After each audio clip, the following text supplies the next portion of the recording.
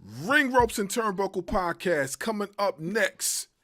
We got pro wrestling superstar Alex Evans in the building.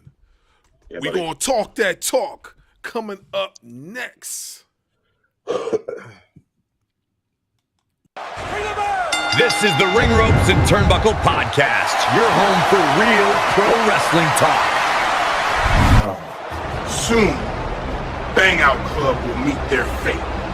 We have a secret weapon. Someone from Lisa Bang Out's past, just in case she tries to get involved in our business. Meet our insurance policy. Make sure you hit that subscribe button. Yeah, we the champs. Thanks for listening. We gone.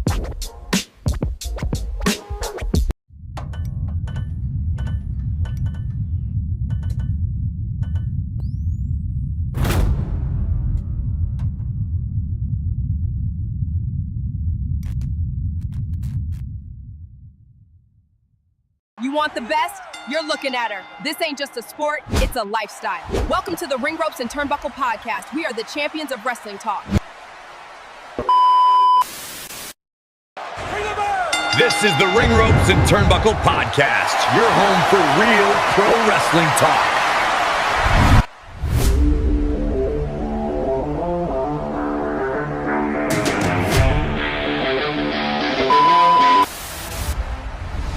Coming up, we got Alex Evans in the building.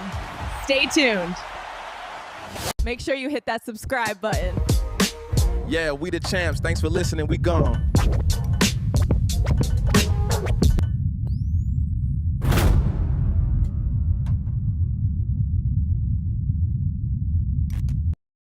Please stand by.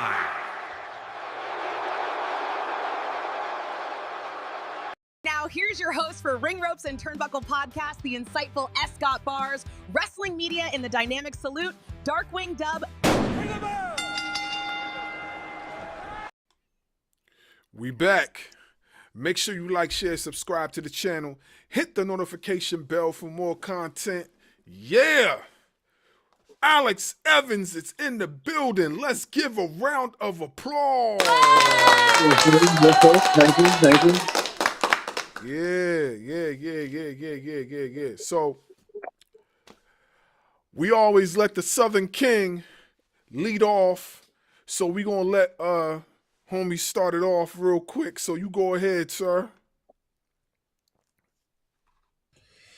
Mr. Alex Evans himself.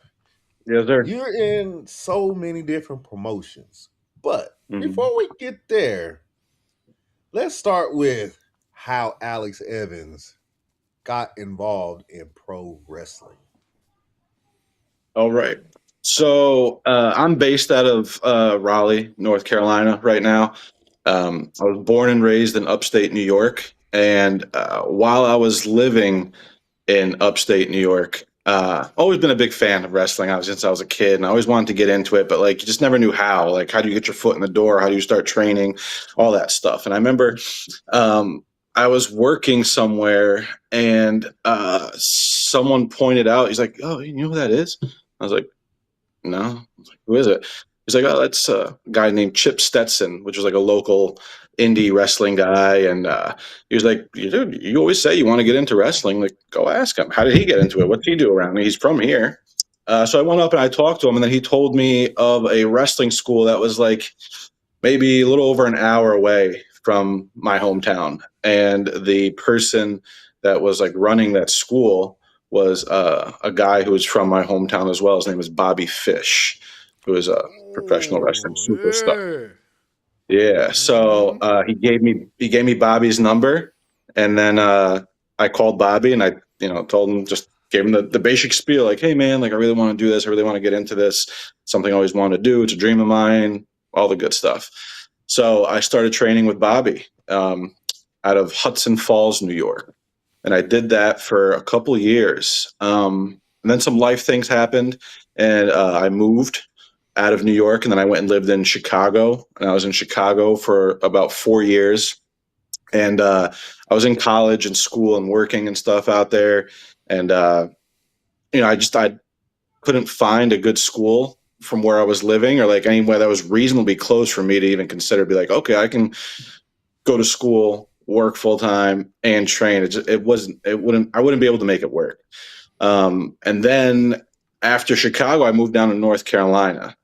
And when I moved down to North Carolina, I want to say maybe about like a year after I moved to North Carolina, a couple of years after I moved to North Carolina, probably maybe like 2 or 3.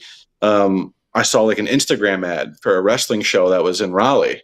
I'm like, oh shit. I was like, wrestling show in Raleigh. I was like, these guys on this show, it wasn't like big name guys. You know, it was a local indie show. I was like, these guys got to come from somewhere. Yeah, I mean, they got to train somewhere. So I remember I hit up the owner of that promotion, and I was like, hey man, I was like, do you know of any like schools like in North Carolina or like around the area that, you know, you train at? He's like, not in this area, not in the Raleigh area. But he's like, but there's this school out in Greensboro, North Carolina. And it's called Firestar Pro Wrestling. And I was like, okay. I was like, well, do you know who runs the show there?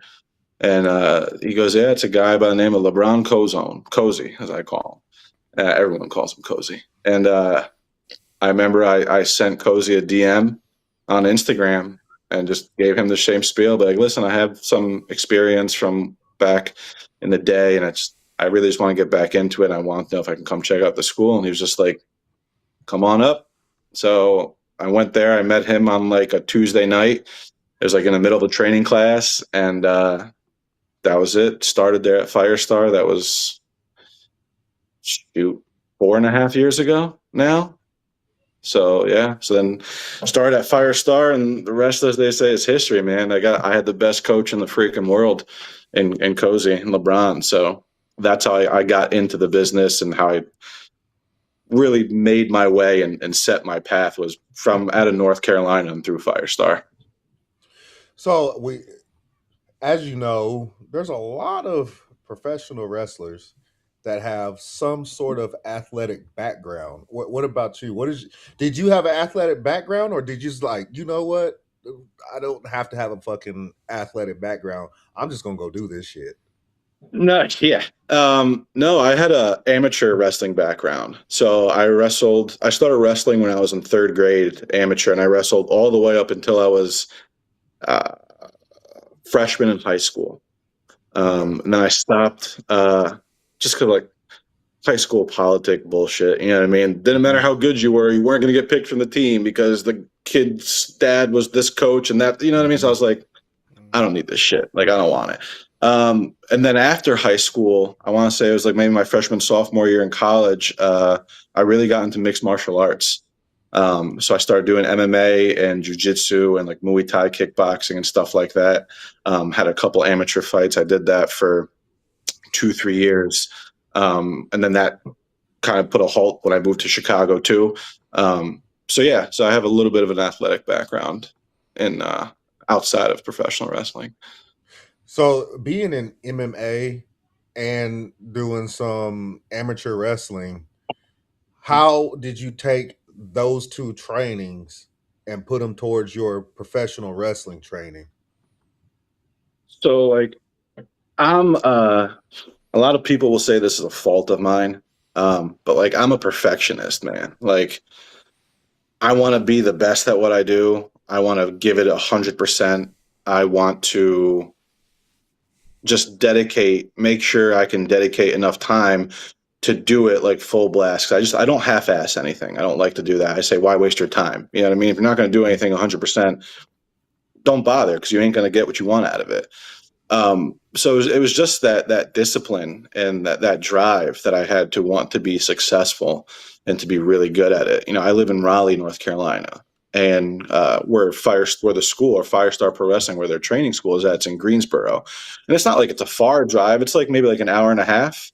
But I was doing that 3 times a week, man. Yeah, I was, I think when I started, my son, he's 6 now, but he was 2.5, you know what I mean? So he was a baby, but I was driving back and forth an hour and a half, 3 times a week, just to get in the training, because I wanted to do it. You know, it's just something I always wanted to do. And it was like one of those like now or never things. I was like, look, if I don't do it now, if I don't buckle up and do it now, like I'm just not going to do it. I know me. You know what I mean? Like, too much Right. time will go past. I'll get older. It's not going to be the same, whatever the case may be. I was like, I just have to do it now.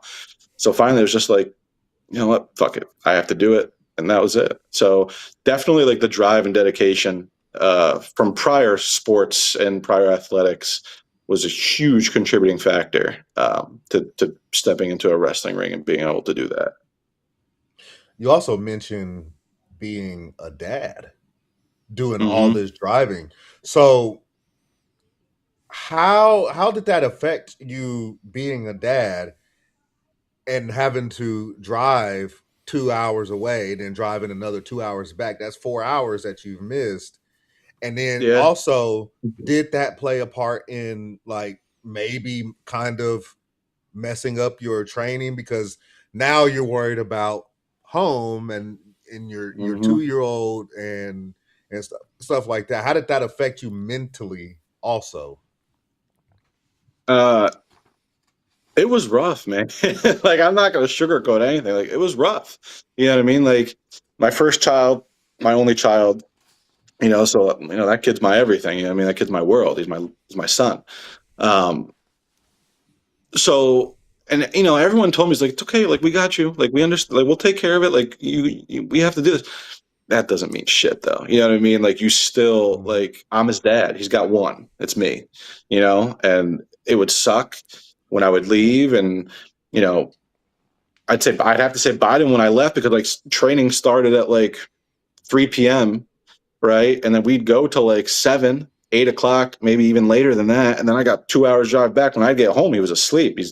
I didn't see him, and he was only 2 years old, so it's not like he resented me or anything. It was more like I resented myself. I was like, man, like, am I being a good dad? You know what I mean? Am I living up to those duties and doing what I'm supposed to be as a father as well? And that, in the end of the day, it's like, well, I'm doing this for him, but in the moment, it didn't feel like it. You know what I mean? So like, there was a lot of like second guessing during that time where it was just like, all right, am I making the best decision right now? Like, leaving my 2-year-old boy at home, with his mom, and just like, is this the right thing that I'm doing? A lot of back and forth with that, but at the end of the day, it was all worth it, and it sucked. It was a struggle, but anything that's worthwhile usually is going to be right. It's not going to be a cakewalk. It ain't going to be easy. So we got to make sacrifices, and you're going to go through a shit ton of trials and tribulations, to get to where you want to be in whatever aspect it is of life. So, yeah, it sucked, but we powered through, and we made it. We did it. So it worked out pretty well in the end. I understand exactly where you're coming from. No, I'm not a pro wrestler, never trained for it. But when my now 14-year-old daughter was born, I was in the Army. And I remember having to leave for 6 months to a year for deployment, and having to leave her like that. And no, pro wrestling and the Army are not the same, but if you're not there mentally, in your case, you could get seriously hurt, right? And in my case, if I'm not there mentally, I could end up dead. So it was tough. Yeah. So I completely understand exactly where you're coming from. Yeah. And on the flip side of that too, man, and it goes in I think in both of our cases too, like, if you're not 100% there mentally, you could get yourself seriously hurt, or even worse off, you could seriously hurt somebody else though too. Okay, yeah. You know what I mean? Like, when I step into a wrestling ring, there's a very solid mutual understanding that, hey man, I'm going to make sure you get home to your family tonight safe and in one piece. I'd like to do the same thing. You know what I mean? I'd like to get home to my kids and my family too. So yeah, man, you got to be in the right mental state, because if you're not, it could be the smallest things that could just ruin a lot of shit for a lot of people. So It was tough. But again, we powered through, man. We did it. So yeah, absolutely. Yeah. So we talked to Damian Jackson, and we've talked to yeah, he's actually where he's the guy that we actually got your name from. Because really, I was about to say, like, how'd y'all find me and stuff? Damian Jackson, ain't that something? Yeah, Well, hell of a guy, you'll see man. at the end of the show how we get names. You'll see at the end of the show. But yeah, he actually brought your Okay, name up a few times. We've heard a lot of great things about LeBron Cozone too. So man. what is the most important thing that you've learned just by training with somebody like LeBron Cozone? Uh, Patience, man. Patience, especially in this industry. You know what I mean? In this business, in this sport, everyone wants to be at the top of the game, right? You know what I mean? Everyone needs to realize and get a grasp and get a hold that you need to learn the fundamentals first, because you're not going to get here overnight. You're not going to get here in a year. It takes time, and you got to have patience, because there's going to be times where I don't want to say like you feel bad for yourself, but you just get down on yourself. You're like, God damn. I was like, why am I not able to do this yet? Or why am I not here yet? Or why haven't I done this yet?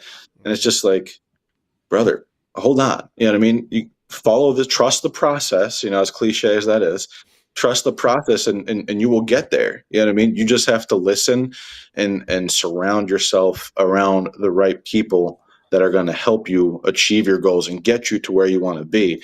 But it's not an overnight thing. You know what I mean? It's practice, it's training, it's determination. And if you can master the art of patience, which was probably like the most difficult fucking thing for me to do in my life, because like I don't have much patience. You know what I mean? It's just like, if I want something, I want it now, and I'm going to do whatever it takes to get it right now.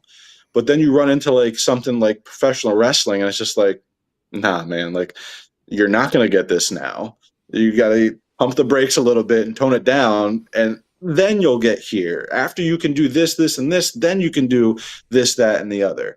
So patience, man. Just trust the process, patience, and follow it. And then in the end, hopefully, if you stick to your guns and stick to the plan, you'll get what you want out of anything in life. But for this particular reason, in professional wrestling too. So, last one before I pass it on. Seeing somebody like, you guys probably knew him as Jay Malachi. We see him as Javon Evans. Yeah. Seeing where he's at right now, how does that does it mess up your patience? And he's like, I want what he has. No, man, because look at Javon's 22 years old, 21, 22 years old. He's a young kid, but people don't realize that Javon's been doing this since he was 13. Okay, so he was a 13-year-old kid when he started training, and was handpicked by Arn Anderson out of a seminar at the age of 13 to be on the show. Yeah, man. Like, that's God-given talent right there. And not to take away from the hard work and everything, but that's talent. That's raw talent. But, some people's entire wrestling careers don't last 7 years. You know what I mean? 8 years. And Javon's been training since he was 13. He's been in this business for 8 years. So you know what I mean? Like, talk about patience. Imagine I'm trying to have patience as an adult in this business, right? You know what I mean? That man was 13. He went through his entire teenage years with that same patience that, everyone tells you need to have. Try explaining that to a kid, a 13, 14, 15-year-old kid. Nah, you can't teach that to a kid. But that's why Javon is so special, man. He stuck to his guns. He trusted the process. He had great people around him, and he put that work in. And brother is in Saudi Arabia right now, about to be in the Royal Rumble tomorrow at 21 years old. You know what I mean? Like, that's wild. And people are like, oh my God, that's so crazy. It's not crazy though if you knew the amount of work that kid put into like mastering his craft. So it's not crazy. It's completely believable, because he put the work in, he put the time in, and look where he's at now.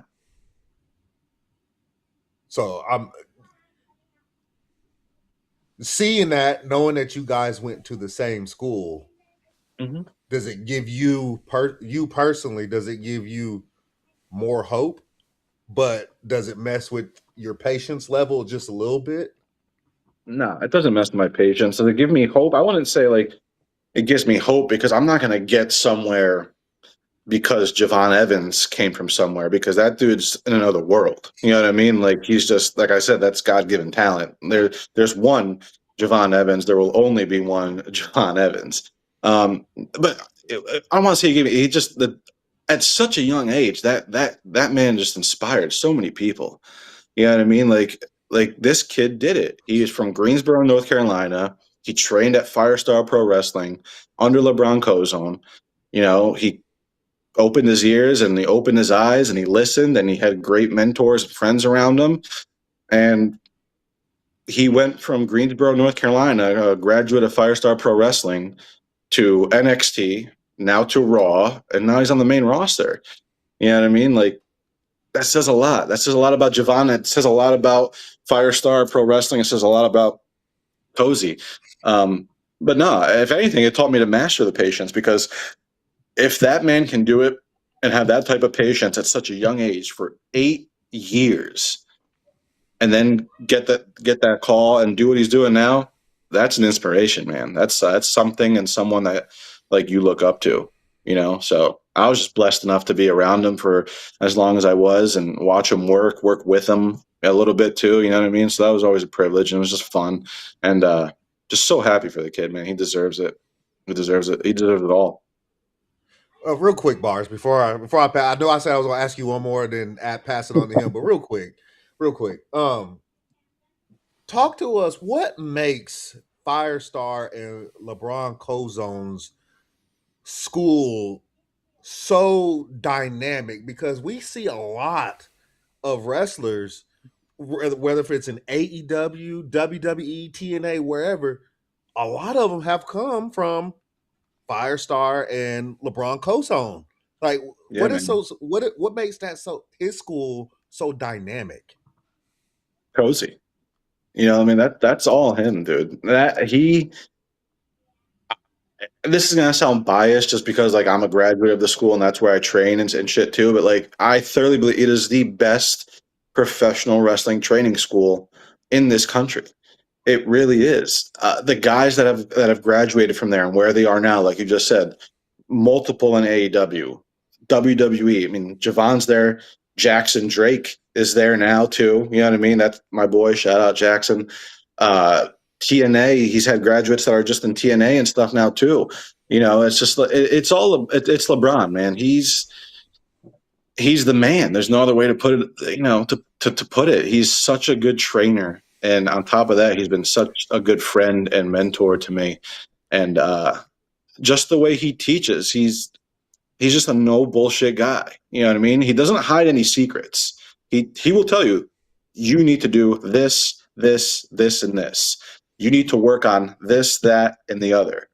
And he won't let you do anything else unless you can perfect this. Okay, now you're good at this. Now let's go over here. Now let's work on this.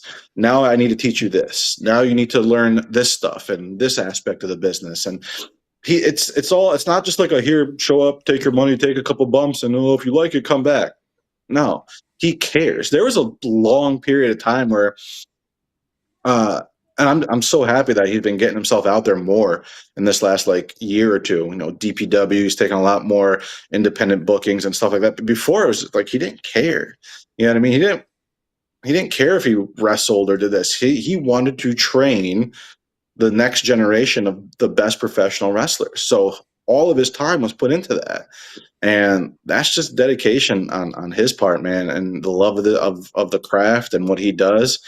He gives his all into everybody that walks through that door. You know what I mean? It's like a teacher, right? Like you walk in the front door of his school, everyone starts with a 100 with him. You know, you all get an A.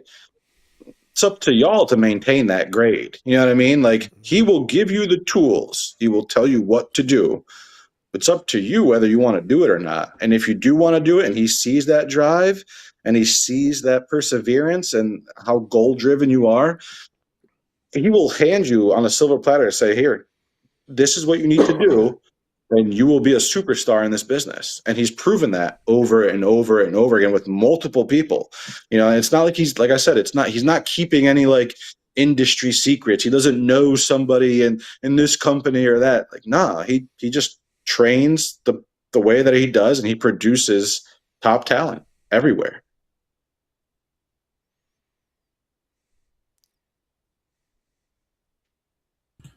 It's on you. Go ahead.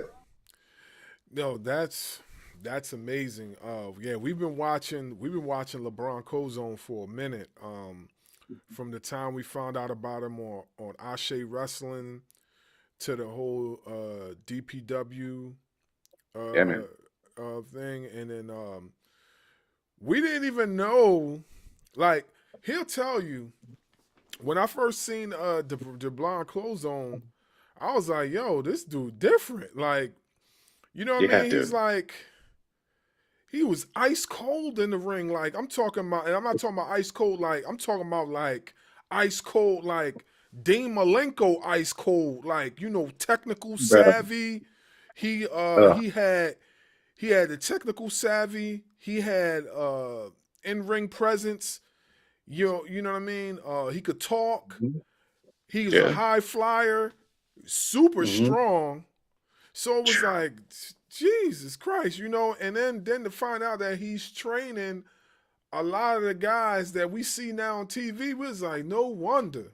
You know what I mean? So it's like, it's amazing to see where he was at then, and then now where he's going to be now. Like, it's crazy. It's crazy, you know. So it just goes to show, you know, he has good tutorship, good leadership, and he's just like genuine at what he does. You know what I mean? You said it yourself, like, he doesn't hold nothing back. You know what I mean?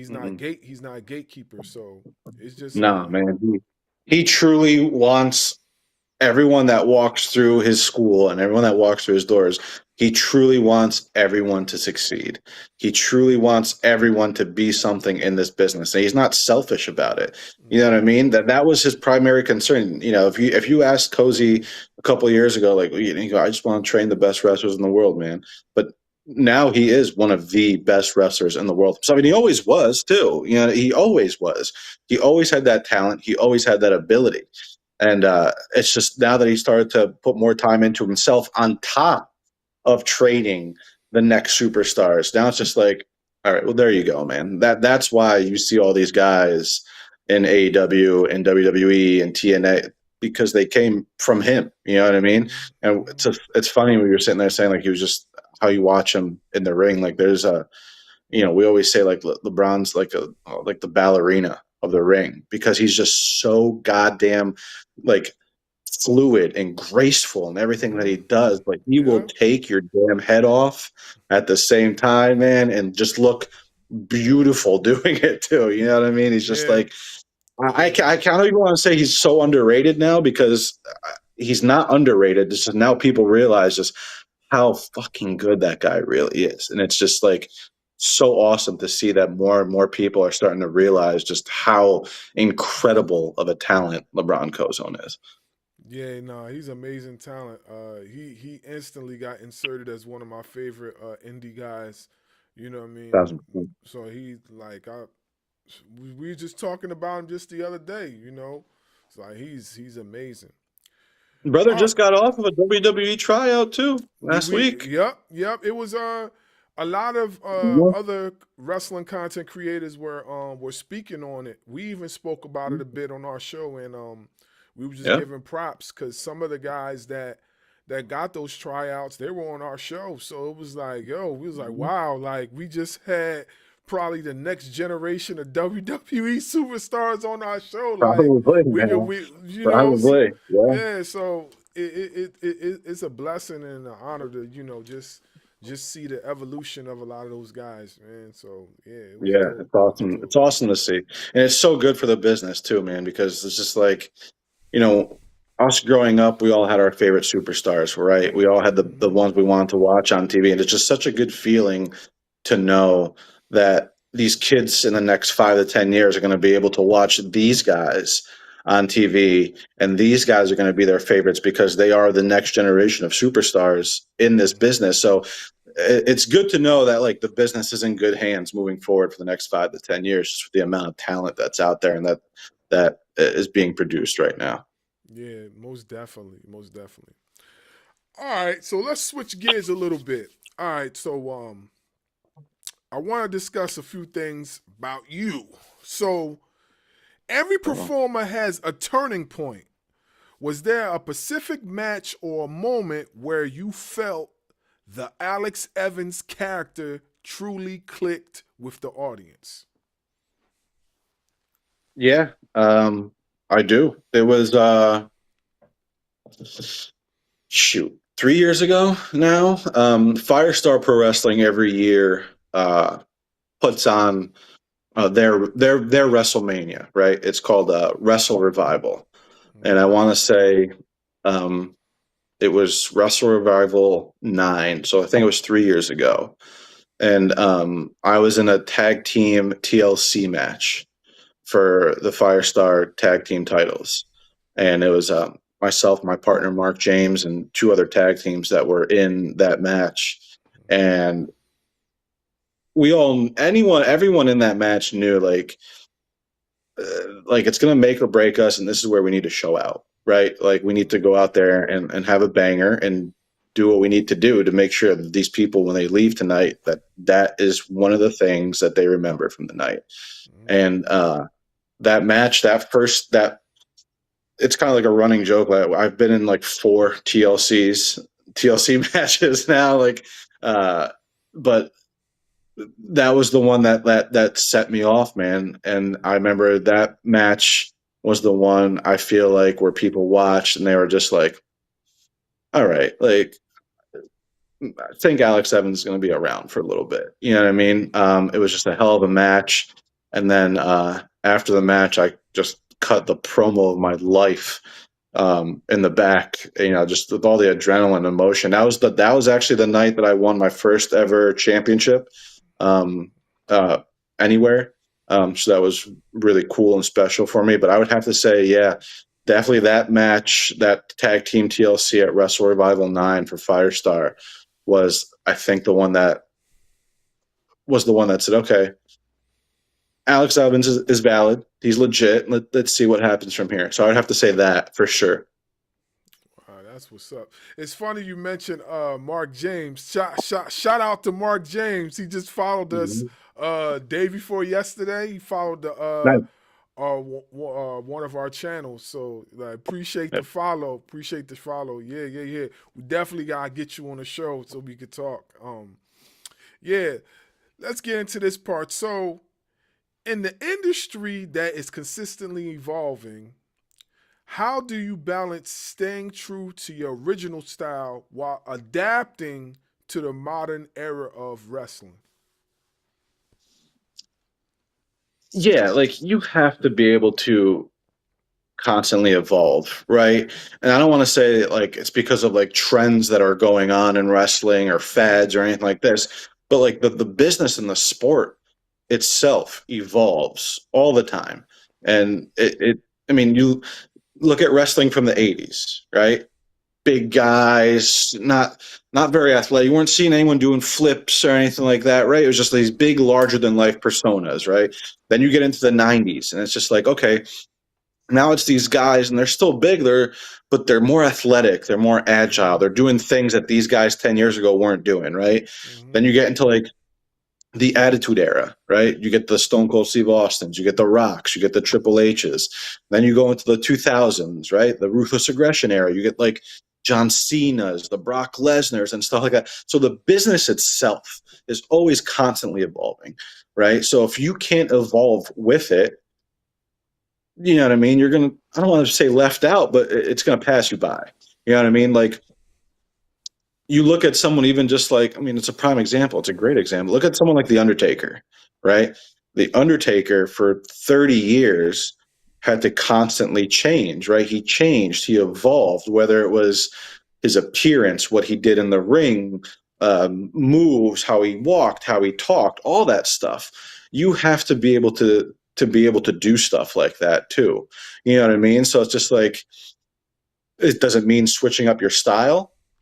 Maybe. Does it mean switching up your moveset? Maybe. Does it mean changing your character or the way you talk or the way you do things? It could be a mixture of all those things, right?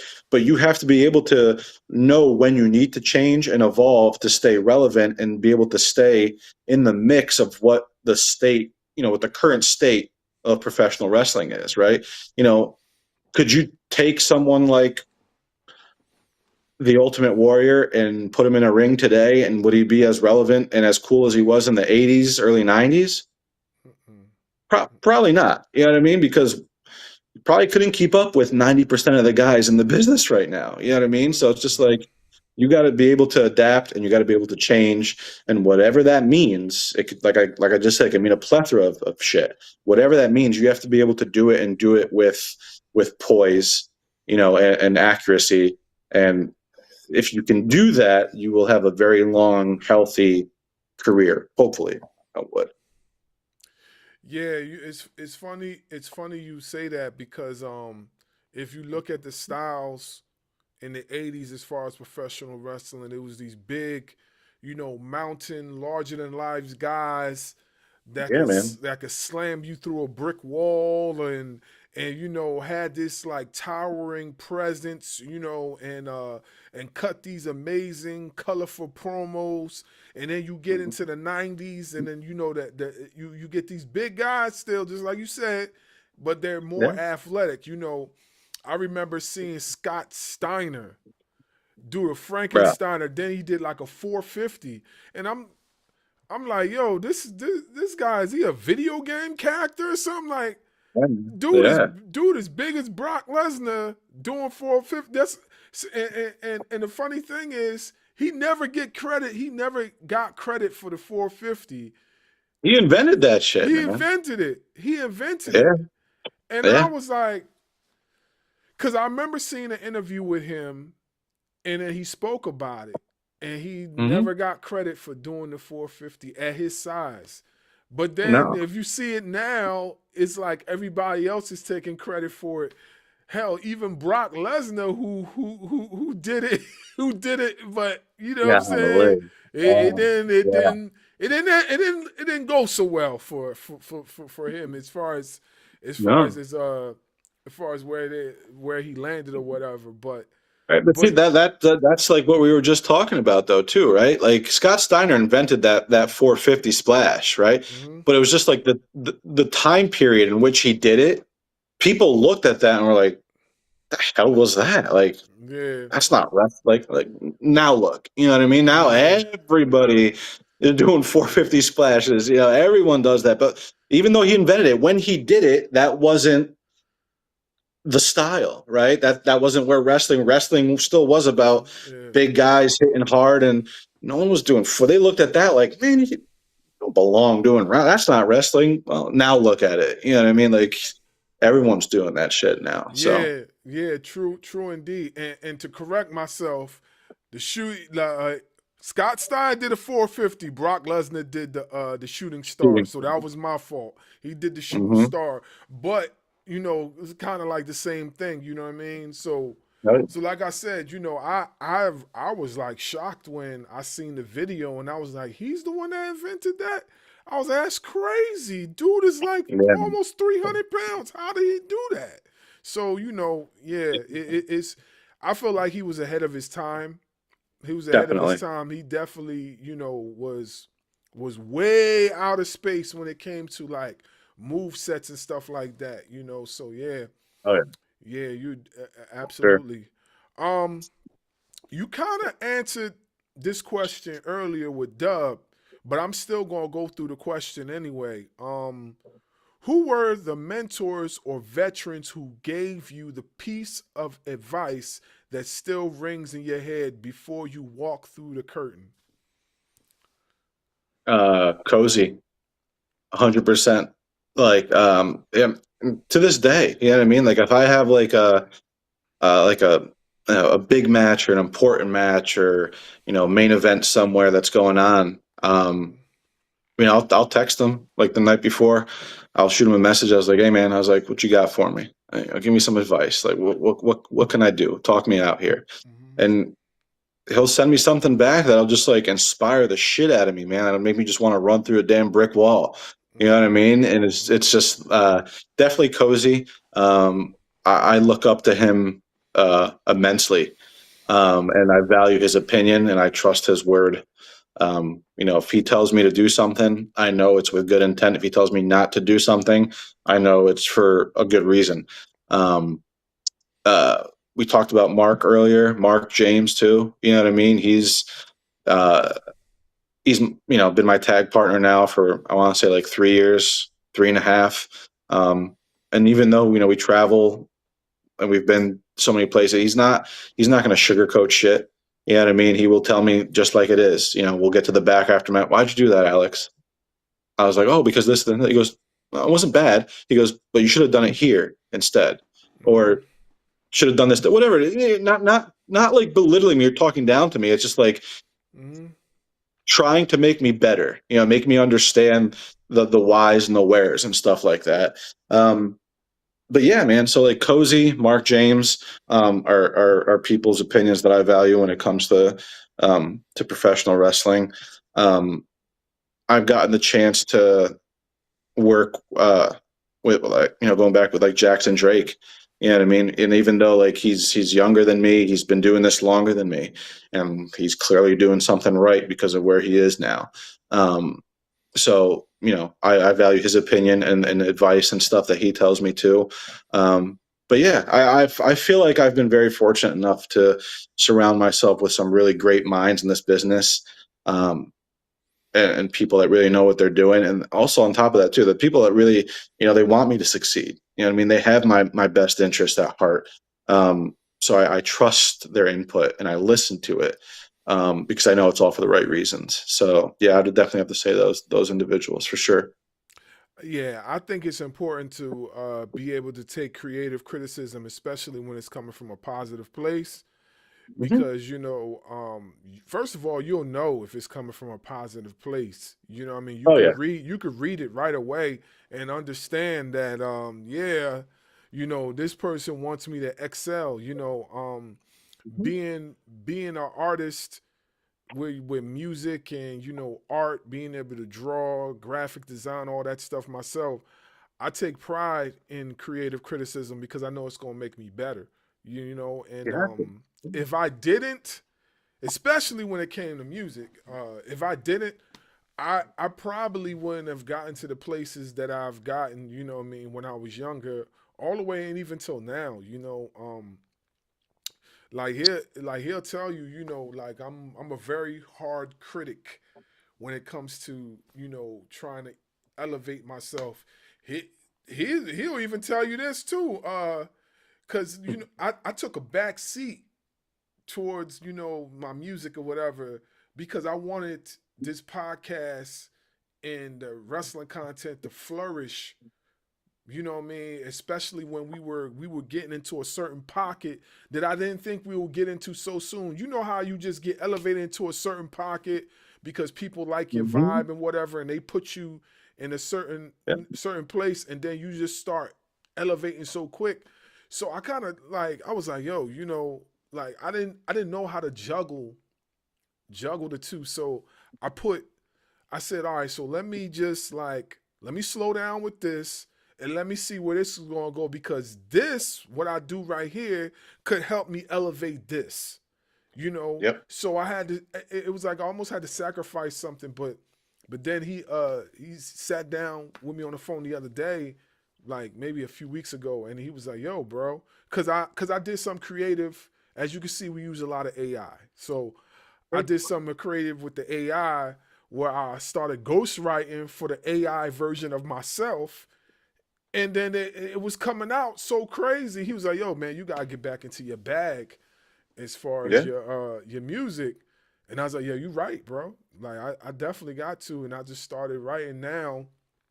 I got a few songs that I'm working on for the podcast and, There you go. moving forward. So like, I get it, man. Creative criticism is definitely important, although sometimes people take it differently. I feel like you can't be sensitive in the business of professional wrestling. You can't be sensitive. You gotta have an open ear. No, yeah, and you have to realize and you have to understand when you need to for lack of a better terms, when you need to shut your mouth and open your ears, right? Because we all like to think we know everything. You know what I mean? We all like to think we know what's best. Like there's been plenty of times where I could walk through the curtain after a match and be like, "Oh, that was awesome. Did you see it? Like that was good stuff." Yeah, it was, but why? You know what I mean? Like, why did you? And I could have very easily been like, "Man, who are you to tell me that? Did you hear the crowd?" Like, no, that's not the point. The point is what's going to make the crowd keep coming back to see you. You know what I mean? So it's just like wrestling isn't rocket science, right? And this is a quote from Jake the Snake Roberts that I will carry with me forever. And it's wrestling isn't rocket science, right? It doesn't matter if the fans or whoever's watching, it doesn't matter if they love you or hate you, as long as they remember you, right? So that's why I feel like, the what and the why are just as important as the physicality of what you're doing, the reasoning behind it. I mean, why did you do this at this particular time in this particular moment means way more than the actual act of what you're doing, if that makes sense. No, exactly. It makes perfectly good sense. The artistry of professional wrestling is definitely like painting a picture. You know what Yeah, I man. mean? It's an art, right? Like you just said it is an art form. It's an art. It's a physical art form. So yes, you're painting a picture. You're telling a story with chapters in it. You walk out there. It's chapter 1. When that 3 count happens at the end of the match, that's either the end of that chapter or the end of that book, right? But you still got a story to tell, because if your story finished right there, well, then when you come back next time, what's the crowd going to be into? Are they just coming to watch you have another match? Okay, cool. That's great. But then what? You know what I mean? Yeah, and that leads me to this last question before I pass it over to my boy, right? So we said that wrestling is an artistry. We know that already, right? So what do you think of promotions booking a certain talent and then they're like kind of give you chicken scratch? They're not putting this talent in position to flourish. They're giving you I don't know, instead of giving you Mrs. Dash, they're giving you they give you sand pieces, sprinkles of sand and dirt, and they're saying, yeah, that's the best season in the world. Yeah, you gotta take it and you gotta eat it and you're gonna like it. Yeah, So what do you think of that? So look, it's a double-edged sword. I feel like with that question, right? People are going to realize and they're going to acknowledge raw talent. They're going to realize when someone has that, that proverbial it factor, right? Like they got something about them. And look if a promotion drops the ball on somebody because they wanted to have a big bang now instead of the big payoff down the road, that's on them. You know what I mean? As a performer and as an athlete, I'm not going to take an offense to that, right? Because respectfully to whatever promotion, it's not the only game in town, right? And if you don't value what I'm trying to bring to the table now, and then next month, and then 6 months down the road, and then next year, well, okay, well, I'm going to pull a LeBron. I'm going to take my talents elsewhere, and then I'll go do it somewhere else. You know what I mean? Like, there's a lot of places where you can go and hone your craft and make your way, right, in this business. And look, it happens. It happens in every facet of entertainment. It happens in show business. It happens in wrestling. Like you're not going to be a big star everywhere you go, and that's okay. It's part of the grind. It's part of the struggle. But at the end of the day, as long as you stick to your guns and stick to what you were taught and what you know is best for you and the business and the sport as a whole, you will get to where you want to go. Because there's no looking past just raw talent, right? There's no looking past an individual that has that it factor. No matter where they're seen, doesn't matter if it's in front of 20 people or 20,000 people. Someone is going to see it, right? Someone's going to see it. The right person's going to see it, and then that's what's going to count at the end of the day. Yeah, I agree 110%. Like, we the fans are going to be able to see the talent and know that their talent's going to flourish wherever the talent goes. So you're absolutely right. It's just sometimes frustrating, watching products and being such a fan, and then on top of that, being able watching wrestling for so many years and understanding the psychology behind it. So then when a promotion just like kind of just gives you something that they know they could do better with, it just kind of like pisses me off, because it's like, are you playing with my intelligence, or you just want me to absorb it as a fan and just accept it when I know you're capable of doing better, and that just kind of annoys the crap out of me. Sure. Like, think of it like this, right? Like, you're out of South Jersey, right? Yeah. Okay. So say you went to an indie show in Jersey, and, smaller indie promotion, say maybe there's 20, 30 people in the crowd, fans. And Javon Evans was on the crowd, or Javon Evans was on the card, right? And say he was the third match, and you go out there and you watch Javon Evans work. And off the bat, you see that kid and you're like, God damn, this boy is special, right? Cool. But then he loses to the promoter's best friend's son who's been training and wrestling for 3 months. But cool, right? You walked out of there. You didn't give a shit about the guy that Javon lost to. You walked out of that place and you were like, that Javon Evans, that boy is going to be something. Right. Somewhere, someday, he's going to be. So it's like that, right? And there's so many instances where it's like that too. So, like I said, if you went and saw Javon Evans in Jersey in a small independent promotion, 20 fans in there, they ain't going to remember the main event. They're not. I'm sorry. They're not. They're going to remember Javon Evans and what he did in the show he put on. And then they're going to follow that kid around, right? They're going to follow him around because they know the dude's going to be a star. Lo and behold, here we are. Javon Evans is a damn superstar right now.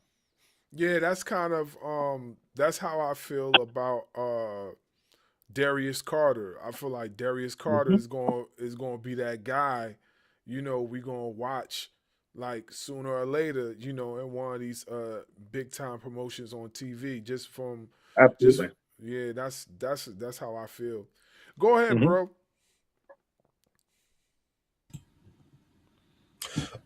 So do you prefer to work as a babyface or a heel? A heel. I do. It's funny. Everybody we've asked that question to, they've all said heel. It's heel. So I remember, like, when I was, training at Firestar, and Cozy was getting ready to start putting me like on shows and on cards and then matches on his shows and stuff. I remember he just told me, he's just like, you're just kind of like you're a natural heel. He said to me, he's like, like your look, your build, the way you talk, this, that, and the other. He goes, it just seems like it's easy, like it's natural for you to be a heel. Like, you could be a really good asshole. I was like, yeah, I can do that. That's easy. You know what I mean? Like, shit. Like, and not get in trouble for it. Come on, sign me up. Yeah, no, I would prefer, I prefer working heel over babyface any day. And I can see that too, because like a lot of people down here in the South look at people, mainly people from the New Jersey / New York area, as assholes anyway. Man, I moved down to North Carolina, and like, again, I'm from upstate New York, right? I remember when I moved down to North Carolina, like I would just be like in the grocery store, like walking in the grocery, like I could feel like the side eyes. I'm like, damn, like, do I smell or something? Like, what the hell is going on? Like, these people didn't say a word to me, but they would look at me like, oh man, you're one of them Northerners, aren't you? Like, like, yes, I am proudly, yes. But yeah, man, yeah, no, definitely heel work. I love the freedom that you kind of have with it, right? And I also feel like when you work heel, you get a lot more opportunities to work with a lot more talent as well. So that's another huge perk. But yeah, definitely heel over babyface for sure. So, with that being said, give me 4 or 5 your favorite heels of all time. I'd probably say Triple H is up there, for sure. Man, I'll tell you, when Austin was a heel, after his run, he was a big baby face, but like he turned on them when he joined Vince McMahon at WrestleMania 17, and he was a man. That was awesome. I loved Booker T as a heel, man. Especially when he did that whole King Booker gimmick too, dude. It was just like, oh god, that was such such it was such money, man. It was so good. Great heel work by him.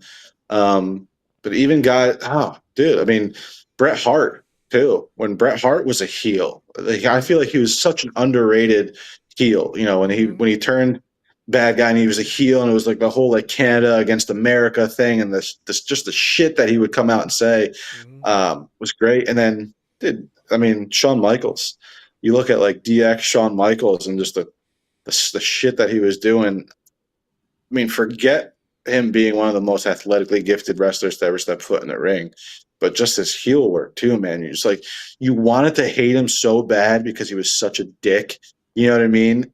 But he was just too damn good, and you're just like, God, this dude's just cool as shit, man. Even though he's a bad guy, definitely. So yeah, I'd definitely say those are definitely good 4 or 5 heels that I love to watch.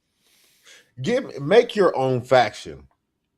Give me, if male, female, doesn't matter, of a great heel faction that you could see headlining WrestleMania or All In or something like that. Mm-hmm. Build your own. It could be current. It could be past. I would put Triple H. I would put heel Seth Rollins in there. Got to put the dirtiest player in the game, Nature Boy, Ric Flair. Put him in there. And bro, I would put like Rhea Ripley. Throw her in there as that badass female too, man. Even when she like Judgment Day, Rhea Ripley, like heel Rhea Ripley when she turned heel. Oh, yeah, I would. Man, that's a hell of a faction, bro. Think about that for a second. You put freaking Triple H, Seth Rollins, Nature Boy, Ric Flair, and Rhea Ripley. I would pay a $100 ticket to a show to see them out there for sure.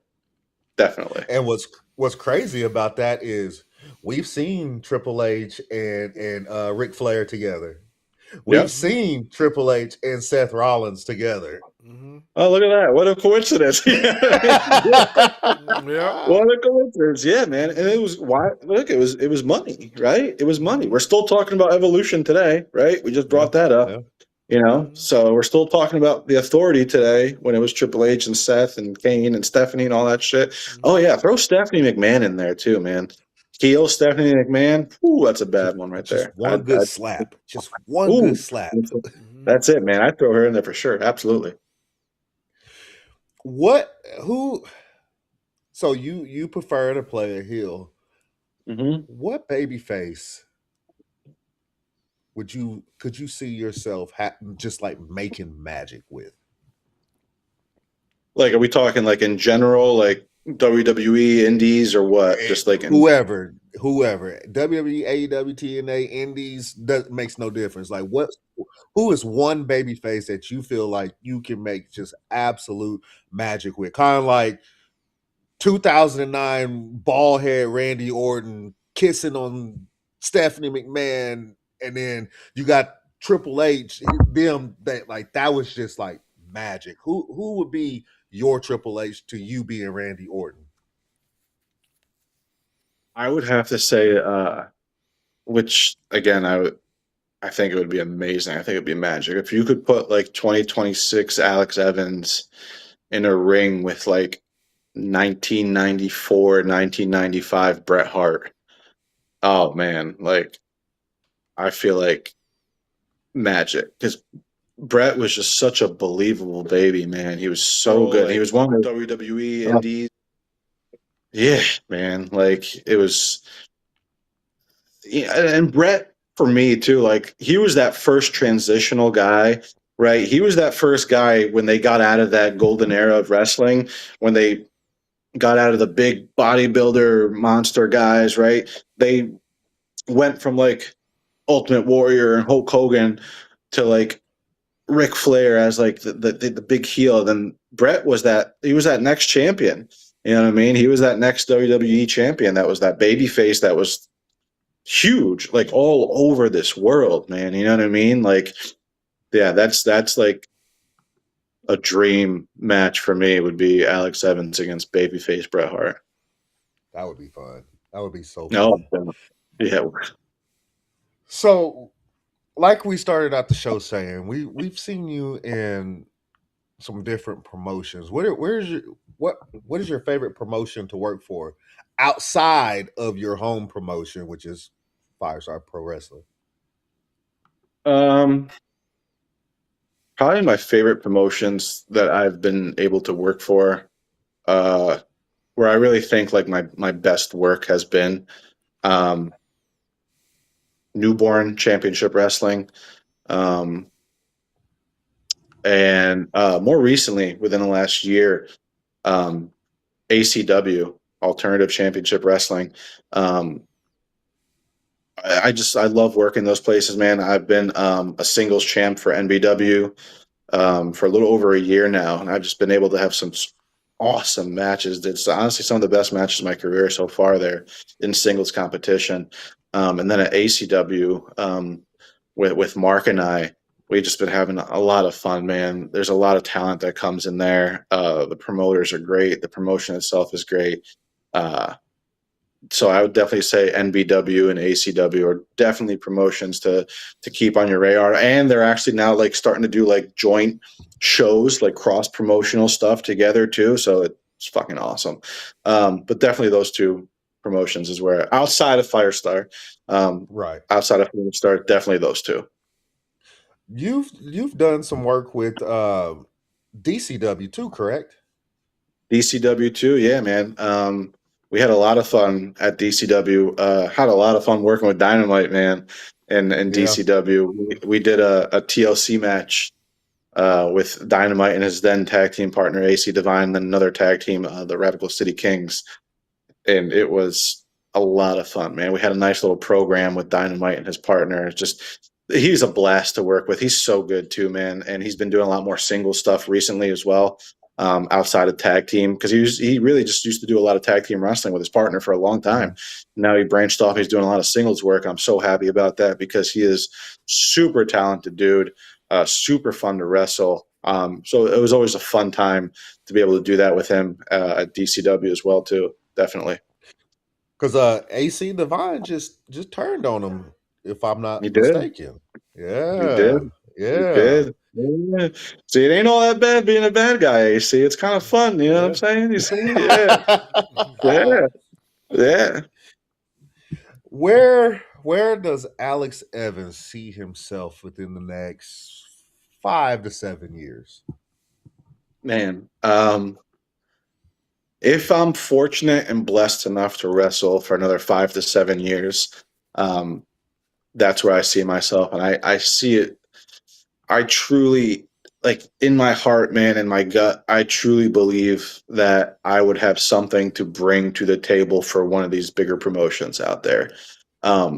So whether it's a TNA, I was fortunate enough to do some stuff with TNA a couple times here in the last year and a half. Definitely plan on going back there actually fairly soon. I'd plan on going back there. But yeah, man, I just Breaking news? no, I wish. But no, Yeah, I was fortunate enough to do some stuff with TNA in 2020. Shit, it was 2024 and 2025. Planning to do so here again shortly in 2026. So yeah, I definitely, if I'm like again, if I'm able and I'm fortunate and blessed enough to, I would definitely love to be, um, showcasing my talents and being able to do something on a grander stage. And then whenever I decide, I plan on doing this till the wheels fall off, brother. Right until I can't do it no more, I plan to do it. And then even after when that chapter might be done, I still just see myself being involved in some form or capacity, whether it's running a promotion, working backstage, behind the scenes. It's just I love this business, man. I love everything that it's about. I love everything that it entails. So if I'm fortunate and blessed enough to, I definitely want to be involved in it, some form or capacity, for a very long time. Absolutely. Is there a promotion outside of TNA, because you've already done some work with TNA? So Mhm. that leaves what, WWE, AEW, GCW, Hog, uh, Mhm. even some Japan stuff. Would you be interested in Japan? Love to go to Japan. I'd really love to go wrestle in Mexico as well, man. I think that would be Uh, dope. Japan.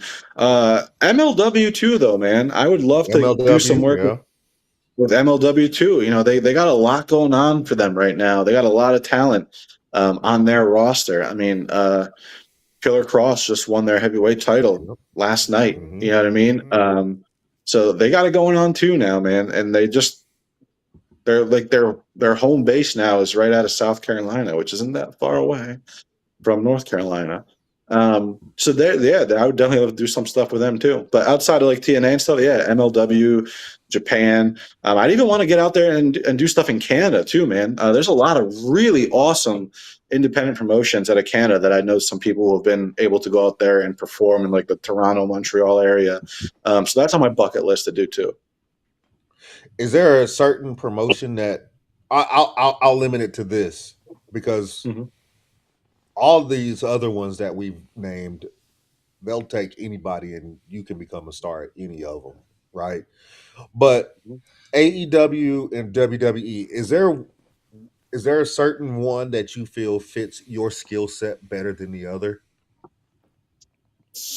Ooh, um, in a perfect world, I like to perform in a very story driven environment, right? I really enjoy like the what's and the why. And okay, let's do this now. What are we going to do next month then? What are we going to do in 2 months? What about next year? Where are we taking this? I feel like WWE is more like storyline driven and story driven while still being able to incorporate the incredible athletes and wrestlers that they have. And I'm not saying AEW doesn't have storylines and stuff like that. You know what I mean? Not at all. But I just feel like WWE is better, if you will, in that aspect of it. So I would say WWE over AEW for sure. So we know WWE likes to start off newer talent in the NXT. So Mhm. is there certain individuals within NXT that you can see yourself going up against? Uh, yeah. I really like Miles Bourne. I've seen a lot of his stuff more recently on NXT. I love the way he works. Ricky Saint is phenomenal. I'd love to do stuff with him. He's amazing. Um, my boy Jackson Drake. We've worked with each other a lot. We never got to work against each other. I feel like that would be a fun time as well. Um, so yeah, definitely for sure. And he just got called up to NXT from Evolve, if correct? Yeah, like 2 weeks ago, just Yeah, two yeah, weeks ago. yeah. Yeah, Yeah, the man. whole Yeah, the whole the whole swipe right got called up. right. Yeah, I Yeah, liked man. them. I liked them. They He's up. remind me. Family They project, baby. yeah Yeah, go for yeah that. Yeah. yeah. They Yep. remind me of the Main Street Posse. They remind me of them. Man, Jackson is like I don't know. I was like just I in my mind like Jackson Drake is like Shawn Michaels, like reborn. You know what I mean? Just the way he moves in the ring and the shit that he can do, and the gas tank on that kid too, man. He's a special cat. He's a very special cat, and obviously, there's a reason why he got called up. Not only did he get called up to NXT, he also got called up to NXT as the first ever Evolve champion. So, brother is double duty, right? He's on NXT and he's on Evolve, and he's killing it in both places. Mm-hmm. Yeah, nah. Jackson Drake is dope. I remember when I first seen him, I was like, yeah, there's something about this guy that is flourishing. There's a reason why he's elevating so fast. I like the whole swipe right characters just from the jump anyway, just because they reminded me of the Mean Street Posse. So I was like, these guys remind me of me. Dr. Thirst, baby. Dr. Thirst. Yeah. Heartbreak Drake. Yeah, man. He's the man. Man. He's I would like to also see you and Sean Legacy. Sean's a good dude, man. I've never worked him. I've been in the locker room with him once or twice. Really good guy, hell of a freaking worker. Again, there's a reason why he got called up to NXT. You know what I mean? Like literally, they handpicked Shawn Michaels. Like, you got to come up here and really start doing stuff at NXT. I would love to work with Sean Legacy. Dude's super freaking talented. Mm-hmm. Go ahead, bro. I got this little guy right here. Okay, yeah, no problem.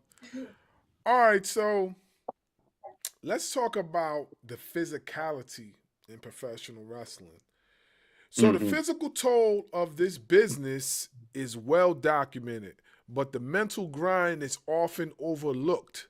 How do you protect your mental health and stay grounded during long tours away from home? It's tough, man. It's tough, but at the end of the day, you gotta remember why you're there, right? You know what I mean? Even the times I've done stuff for TNA. One time I was fortunate enough where it was like in my backyard. Essentially, it was only like an hour and a half away, so I could go and drive back home, sleep in my own bed every night. But more recently, I remember I did stuff for TNA in Baltimore. So Baltimore from me is about like a 4.5 hour drive. So I think I left my house like Thursday morning around 6 o'clock to get to the arena. Checking in my hotel and get to the arena by I think noon.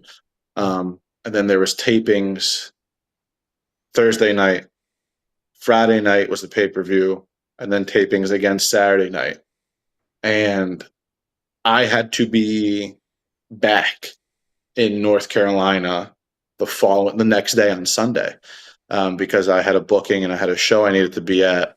The show was earlier on in the afternoon, and I think my call time, I needed to be there at like 11 a.m. or 12 p.m.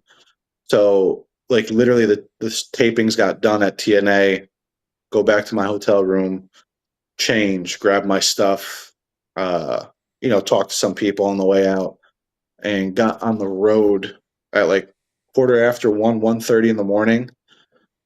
Drove straight back home to Raleigh, North Carolina. I think I got home at like 6:15. Showered, put my shit away. By the time all that was done, it was like 7:30. I think I closed my eyes for like an hour, and then my son woke up because he hadn't seen daddy in 4 days. So he came busting into the room. So then I had to be super dad for a little bit. And then maybe an hour after that, I had to get back on the road to drive an hour and a half to the show. So yeah, man, it sucks. Your mental health is just as important. You know what? Depending on if not more important than your physical too, right? Because if you don't have your mental, your physical is going to follow, and it's going to go to shit too. So it's really just for me, how do I stay grounded? Is just constantly like reminding myself of what my purpose is, like why I'm here, why am I doing this? And it's for my son, it's for my family, it's for my loved ones, and it's for my friends. I want them to be able to say like, yeah, man, Alex put in that work. He did it. He made us proud. But I also want to make myself proud too, selfishly, But so yeah, that's how it's tough. It sucks. The mental aspect of it sometimes will eat away at you. But if you just patience, right? Like we talked about in the beginning of the pod, and just reminding yourself of why you're doing what you're doing, and bringing yourself back down and grounding yourself. That's how I get through it personally.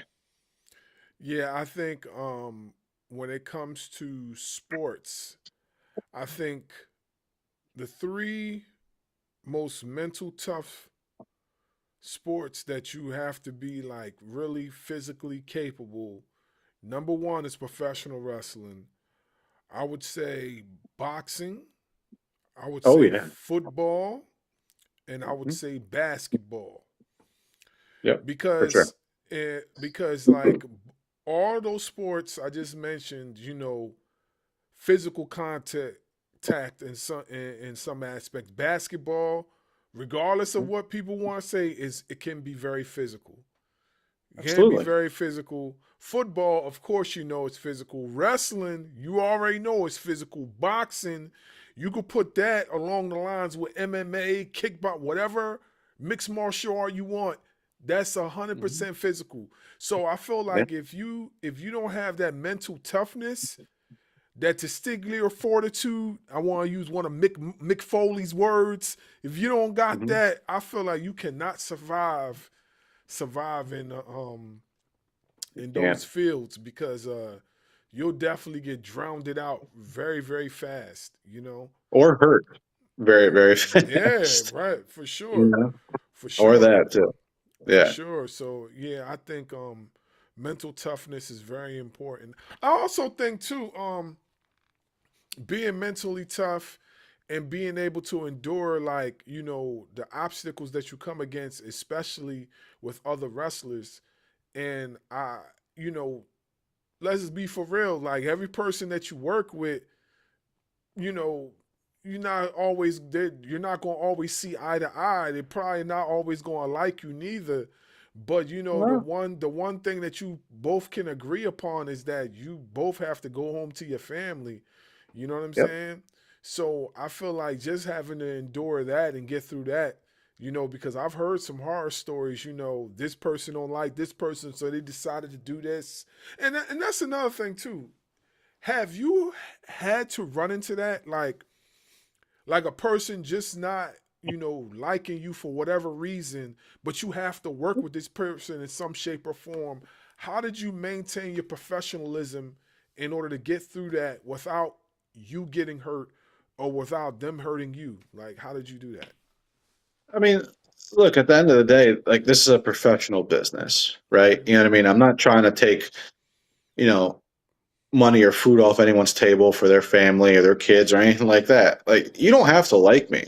Mm, I got enough friends. You know what I mean? I don't necessarily need any more friends.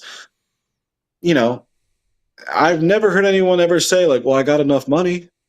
No, you know what I mean? Like, I got enough friends. You don't have to be my friend. You don't have to want to go out to dinner with me and hang out. Oh, you want to wrestle me? You want to put butts in seats? Okay, cool. Let's do that. Let's be safe. Let's go home at the end of the night mm, and just be professionals about it. I ain't got to like everyone that I step into the ring with. I can tell you right now, there's been plenty of times where I knew I was going to be working somewhere where, not that I don't listen, I don't got enough time in my life. I don't got enough time in my day to hate nobody. You know what I mean? Because I don't care. I don't. But mm. I could sit there and say I'm not the biggest fan of certain people, for Yeah. whatever reason, whatever that may be. But I don't trouble myself with that. I get paid to go out there and do a job. I don't get paid to go out there and take whatever personal feelings or personal values I may have that may differ from this person's. That's not what I'm getting paid for. I'm getting paid to go out there and wrestle and to try and show off and entertain the fans. So the music hits, bell rings, I'm out there. I'm a professional. I'm gonna make sure you get home safe to your kids. Why? Because I want to get home safe too. You know what I mean? And it's number one rule in wrestling is protect your opponent and protect yourself. You know what I'm saying? So once you lose that, once you don't do that, you're done. You know what I mean? Like if you get, for some reason or another, you get this stigma about you, or you get this reputation like, oh, he goes in there and just fucking hurts everybody. You're done. That's it. Or you get this reputation not being professional. No one's going to want to work with you. A, no promoter is going to want to book you. B, and then you're going to find yourself out of this business quicker than you thought. You know what I mean? So I always just tell myself, listen, I'm not there to make friends. I'm there to be professional. I will take care of you. You take care of me. Let's go out there, have a banger, give them something to remember and go home happy with. And then we go home happy too, in one piece. Yeah, definitely. Definitely. And that leads me to a connecting question before I go to this next one. So has it been any point in your career that you've had to like receive a receipt or give a receipt? Has it been any point in your career that happened to you? I still got a couple receipts due that I got to give to some people, man. I got a couple I still got to give out. I ain't gonna mention any names. So I don't want them to know it's coming, but I got a couple I still got to give out. Look, man, like this isn't ballet, right? Yeah. Accidents happen. You know what I mean? Accidents happen, but I also feel like I have pretty good judgment where I can tell if something was an accident Yeah. or your girl's in the front row, you're trying to show off type thing. You know what I'm saying? Or like your homie's in the front row and you want to look. Okay, fine. You go ahead. You look cool. I'm gonna get my get back though, and I got receipts as long as CVS receipts that I've been waiting to get. I'm sitting on. And they're in my back pocket, so I sleep well at night knowing that they'll get theirs back. Yeah. I haven't used this sound effect in a while, but you said CVS receipts. Yeah, we gotta do the Shao Kahn laugh on that. Hey, you better apologize to Zay Vega. You better apologize because you know he don't like that. You didn't like that on the show? No, he didn't. He wasn't a fan of that sound effect. Nah, yeah.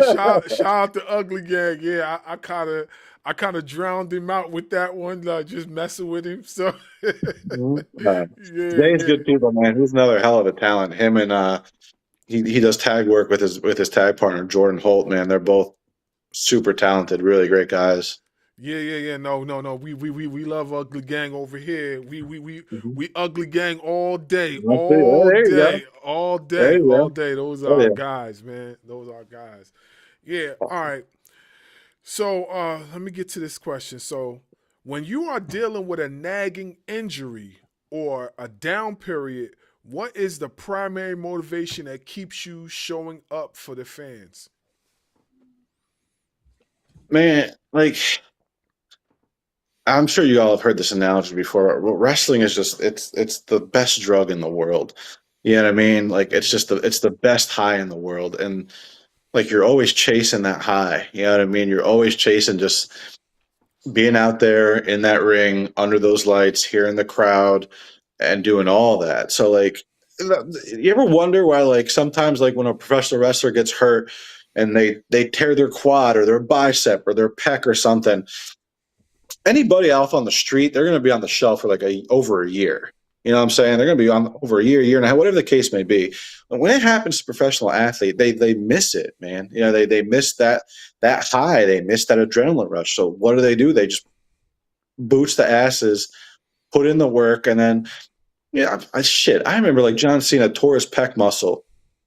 I forgot what year it was, maybe 2009, 2010. And they're like, oh, he's going to be back. He's torn pec muscle. He's like, hey, he's going to be out at least a year.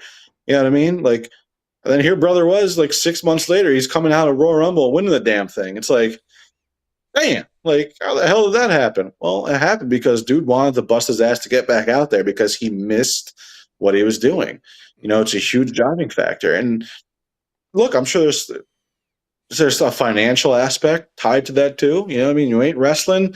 Yeah, you get guaranteed contracts and stuff like that, but you're not being able to do this extra shit. You know, these appearances, this, that, and just being around the fans and all that shit. When you miss something so much, you do whatever it takes to be able to get back to doing what you can do. Yeah, most definitely. Speaking of injuries, that reminds me of Cody Rhodes when he wrestled Seth Rollins and his whole With arm. Oh my God! I I don't think people realize just like the magnitude of that. Not that we all couldn't see it. You know what I mean? We saw what the hell was going on, but like, dude, like you wrestled the Hell in a Cell match with a completely torn pec muscle. You know, knowing damn well you were going to go have surgery on it the morning after. It's just come on, man. Like that's crazy. yo that That's crazy. that was wild. Yeah. We me and bro was sitting. We was like, yo, this dude is insane. Like, what would Dude, drive and him to look, go do that? like, That was that like the smartest decision to make? Probably. Probably not. You know what I mean? Probably wasn't the smartest thing to do, but like, who's going to stop him?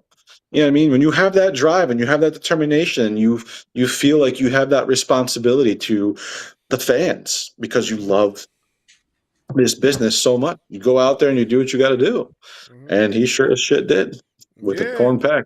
yeah. It's crazy because I'm a big ass baby when I stub my toe on something. Imagine that. Yeah, right. And then yeah, shoot, brother's going out there, Hell in a Cell match with a torn pec, his arm just hanging there. Crazy. It's insane. Man, that was wild. When I seen that, I said, yeah, this dude, he deserves an award, some sort of like Purple Heart or something, because Yeah, that, right. Yeah, that yeah. was Give him something. yeah, that was crazy. I couldn't believe it. And a Special lot dude, and, man. and a lot of people, it was so crazy. People was thinking that, oh, this can't be real. He's not going to be able to do it. No, that was definitely real. Like that was definitely 1,000%. Yeah. that ain't no way on earth you could put makeup on like that and make it No, look that was no makeup. But see, that's the shit that you don't see. You know what I mean? Usually, someone they tear their pec, you don't see them again. They're not out there wrestling 2 days later. You know hmm what I mean? But that's what happens. That's what it looks like. That's how hmm it is. hmm And brother went out there and showed the world. hmm Yeah, definitely, Yep. and not just that. Like, if you speaking of that, you can even go even further. Like, let's take away the injuries and take away and put in the fact that you might even have some wrestlers that have disabilities and they're still out there performing at the highest. What about Sure. Zach Gowen? You remember Zach Yeah. Gowen? Oh my god, yo. I seen this. I said, "There's no way he's going to be able to hang in that ring," and he did a hell of a job He for did. He what went out he. there and he got his ass beat by Brock Yeah. Lesnar one time, I Oh remember. my god. Yeah. Oh my Yeah. god. I hated Brock Lesnar for that. I wanted to jump in it. That's I was true. like, "You Yeah. But see, he got you, man. He got you. He did his job. He did his job. That was the heel work. Yep. yeah, man." He threw dude down the steps. I said, "Oh my Stairs. god." Yeah. In a Yeah, wheelchair, I think, too. Wasn't he? hmm Yes. Yeah. yeah, That was yeah. fun. That was good That TV. yeah. But That you brought up a good one though. When you brought up Miles Bourne, he don't forget he's also deaf. yeah. Yeah, man. hmm That's insane, dude. That like, yeah. He's dude's got star power for sure. And it's not Yeah. just because like, oh, he's good because he has a disability. No, he's good because he's good. But the fact that he's as good as he is with the limitations that life has thrown at him is insane to me. hmm Yeah.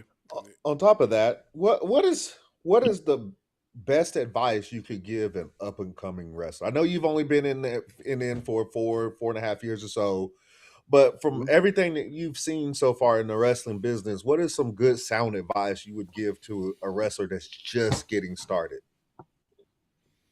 Yeah. So look, like when you're first getting started, this shit's gonna suck, right? Like being a professional wrestler is the most unnatural thing you could try to teach yourself to do, right? You know what I'm saying? Like, just think about it.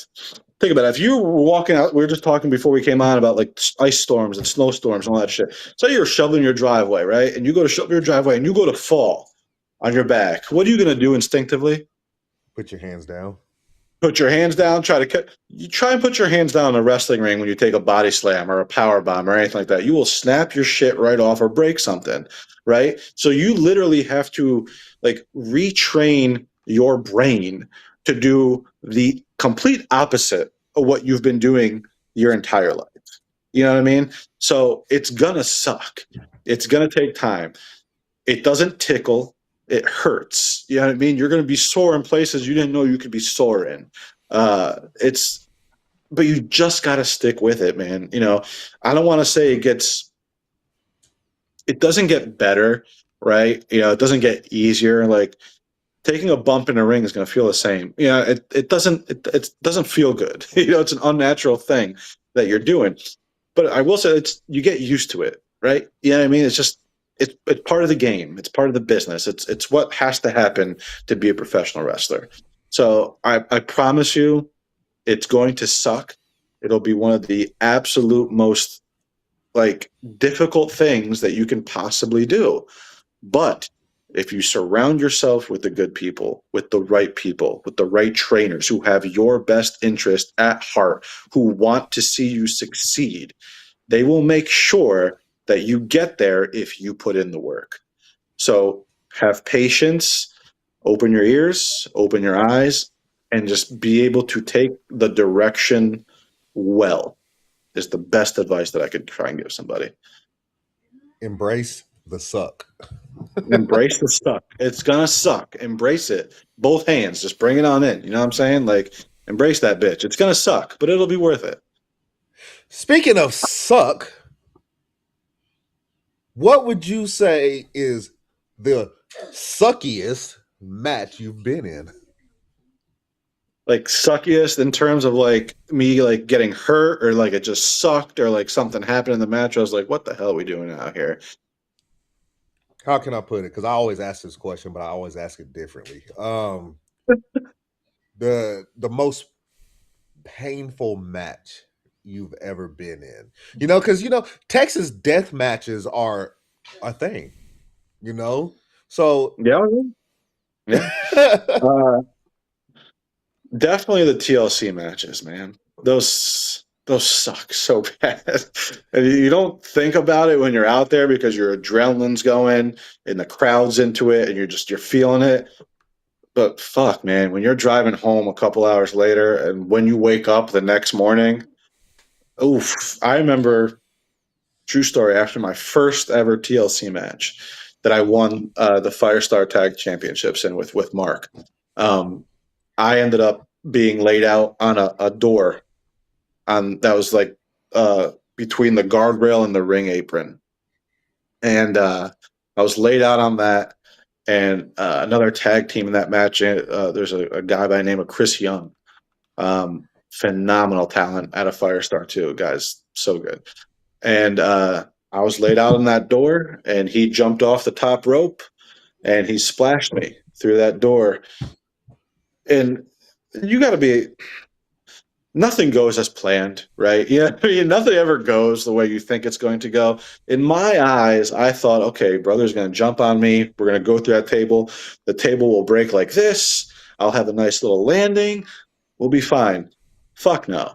The table just imploded, and it didn't bend. It broke, man. It just went straight down to the floor, and I hit the back of my head like on the guardrail, and then on it was in a big, huge gym too. So it was like those basketball floors, you know what I mean? So then my head smacked off of that, and I couldn't hear shit, right? It just sounded, I was out like a light. It just sounded all muffled and like I was going through a wind tunnel. And I remember, shout out to Yo-Yo, one of the best refs in the area. She came over and she kind of took my hand and she's like, Alex, are you okay? Are you okay? And she was like over here, and I could hear her talking. Like I could hear her saying, are you okay? Are you okay? But I couldn't get anything out. You know what I mean? I just remember just like I looked at her and she's like, nope, no, you're not. No, you are not okay, sir. So I was like, give me a minute. You know what I mean? That match sucked the most. I've been in several other TLC matches after that, but that being like my first one, not really knowing what to expect and how shit was actually going to feel. And then I went into that and I was like, God, this sucks, man. This hurts. Like, doesn't feel good at all. That one sucked the most for sure. So, what would you say is the most fun you've had in a match? What kind of match was it? How stupid is this going to sound? A TLC match. You know what I mean? It's so fun. They suck, but like the creativity that you can get involved in those matches, man, and the shit that you can do with the right opponents. And man, I can't say I've ever had a bad one. You know, I don't plan on ever having a bad one. I don't plan on having that many more of those if I have a say in it. But definitely the most fun and the most suckiest were the TLC matches. Is there a specific match that you would like to be part of that you haven't been part of yet? I would love to do an Iron Man match. Ooh. Yeah, I would love to do, whether it's 30 minutes, an hour, or something. I mean, talk about just putting yourself to the test, man, and driving yourself to the limits. I would love to get in there with someone that I could go 30 to 60 minutes with, and just because, look, you got to be able to go out there and work a 30, 60-minute match. You know what I mean? So, A, you got to be in the best shape of your life. B, you got to be able to come up with shit that's going to keep a crowd and keep fans involved and interested in your match for 30 to 60 minutes. So you're not going to be able to go out there and do the shit that you're used to doing. You're going to have to switch it up. You can do the shit that you're used to doing, but that ain't going to last no 30, 60 minutes. You know what I mean? So that I would love to do that, just to be able to allow myself to like think out the box, you know, and push myself. That is definitely something that is on my bucket list for sure. You got any more questions for him, Barz? No, we could. As far as my questions, I'm good. Yeah. All right, let's do this real quick. I got a few quick hitting questions as we wind this down. Cool. Mount Rushmore of pro wrestling. Okay. Ric Flair, Steve Austin, Shawn Michaels,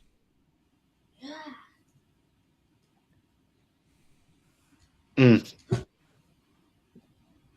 it's a toss-up. I was either going to throw Brett in there or The Undertaker, just for his longevity and just who he is. I'm going to have to go Undertaker, man. Undertaker. That's not bad. Yeah. That's not bad.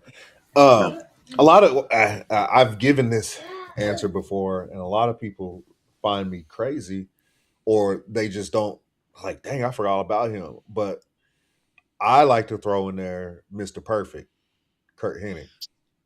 Mr. Perfect. You ever get that question? Like, you see people ask that question, like, who's the one guy that was never world heavyweight champion that should have been world heavyweight champion? Every single damn time, it's Mr. Perfect, Rick Rude, Owen Hart. That's my list. Yep. Those are the three people that are just like, whose business decision was it to not make one of these guys, a heavyweight champion? But no, if Mount Rushmore had 5 spots on it, Mr. Perfect's on there, bro, for sure.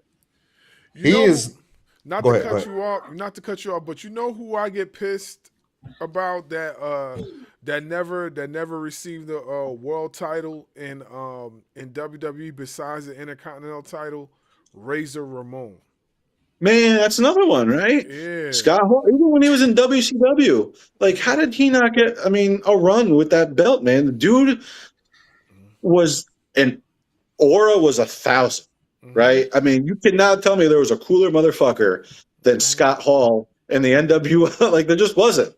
There wasn't. Yeah, hell yeah. Hey, yo. Man, hey, yo.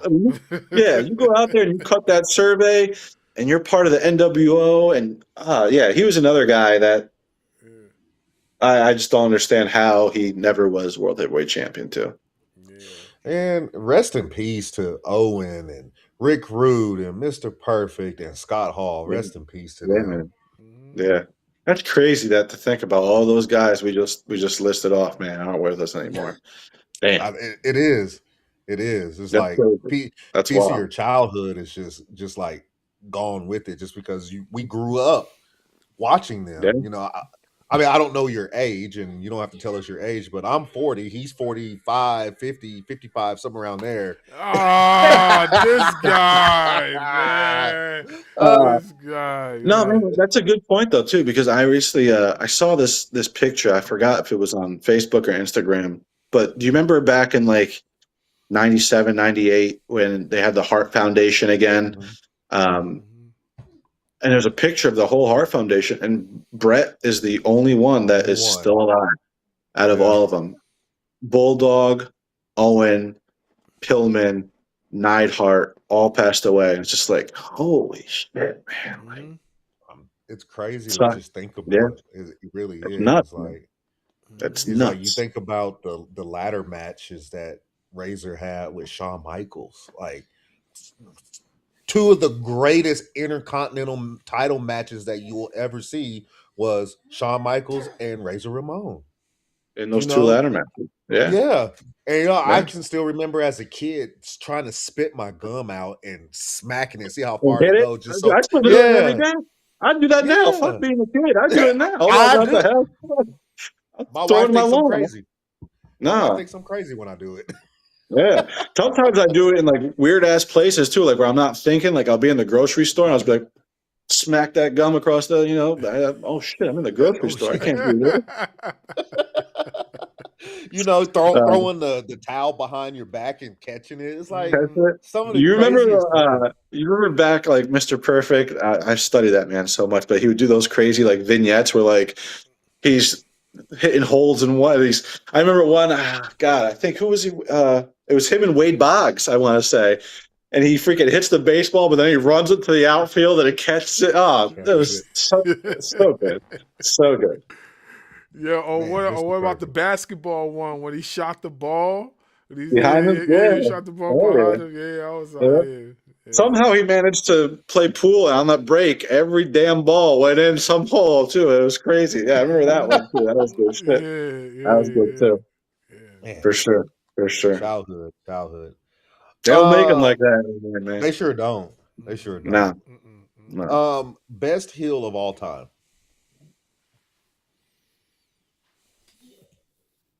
Ric Flair. Shout out to Ric Nate. Flair. Nature Boy. You can't tell me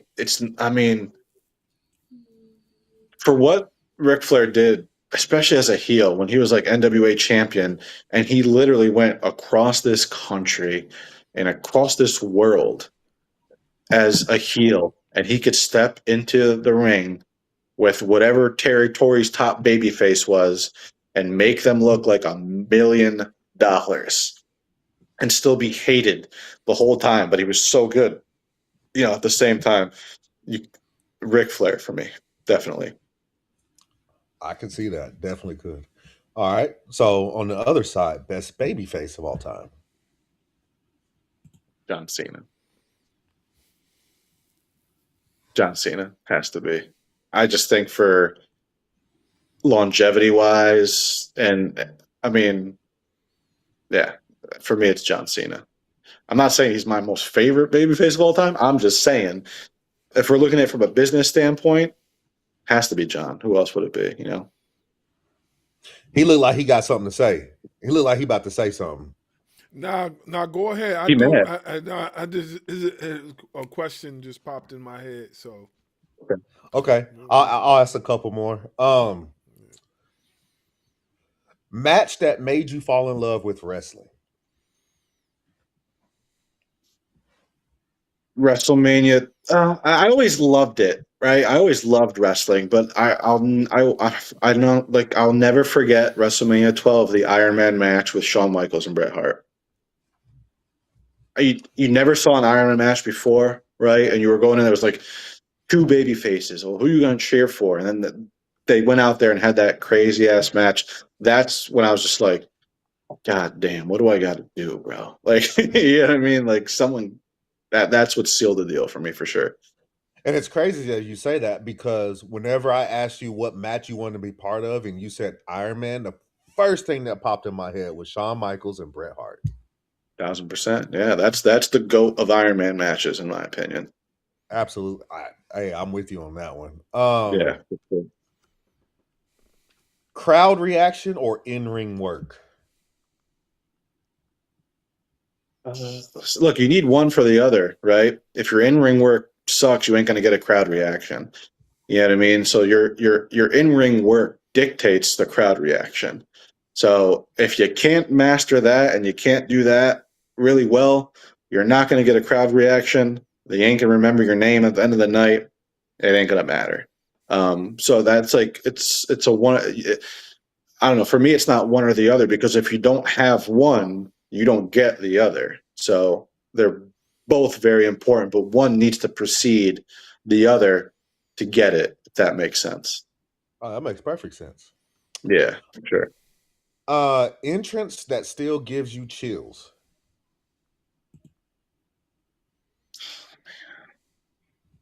I mean, how did you not like go ape shit when you heard that glass break? You know, you know what I mean? Like you knew when you heard that glass break, shit was about to pop off. I can't tell you how many times I've been at arenas when I was a kid or whatever the case may be, and I was grabbing a pretzel or a damn hot dog or something. I heard that glass break. I would drop my shit right there. What it was. I don't care if it was $50 I just spent on a Pepsi and a bag of popcorn at these crazy ass shows. You know what I'm saying? I was gone. I was hauling ass back to the seat, or at least in like the stairwells. You know what I mean? Like going down the arena just to see what the hell was going on. That one, you still hear it. Still gives you goosebumps because you know shit's about to pop off for sure. I'll give you one more on top of that one. The gong. For Taker? The Undertaker, yes. Oh, hell yeah. Yeah, dude. That's another one. It's like those two sounds are like synonymous. You ever seen those memes and stuff where it's just like some idiots like running somewhere and they don't realize it's a glass door and it breaks and the glass shatters and boom, it's Austin. Like anytime I hear a glass break, I just feel like giving someone a stunner or something or turning around. Yeah, for sure. Definitely. Yeah, the gong and Austin. All right. Couple more. A heel turn or redemption arc? Heel turn. I had a feeling you would say that. Heel turn. Because don't get me wrong, like the redemption arc's cool, you know what I mean? But like that heel turn, man, especially if they don't see it coming, you know, and you get that holy shit, oh my god moment, like that just leaves such a lasting impression. You know what I mean? Like I still remember when Seth turned on the rest of the Shield, right? That heel turn, when that thing all went down. Look what it did for him. Great. Yeah. We were just talking about it before. When Austin turned heel at WrestleMania 17 and shook hands with Vince McMahon. What? You know what I'm saying? Like, that was crazy at the time. So, heel turn. I still remember being pissed about that one. I was so pissed about that. Yeah. Hell yeah. What the hell is going on? You just spent the last, 5 years beating this guy's ass. Now you're shaking his hand? Okay. But hell, it made for excellent TV, man. You know what I'm saying? It was good. So, heel turn for me, for sure.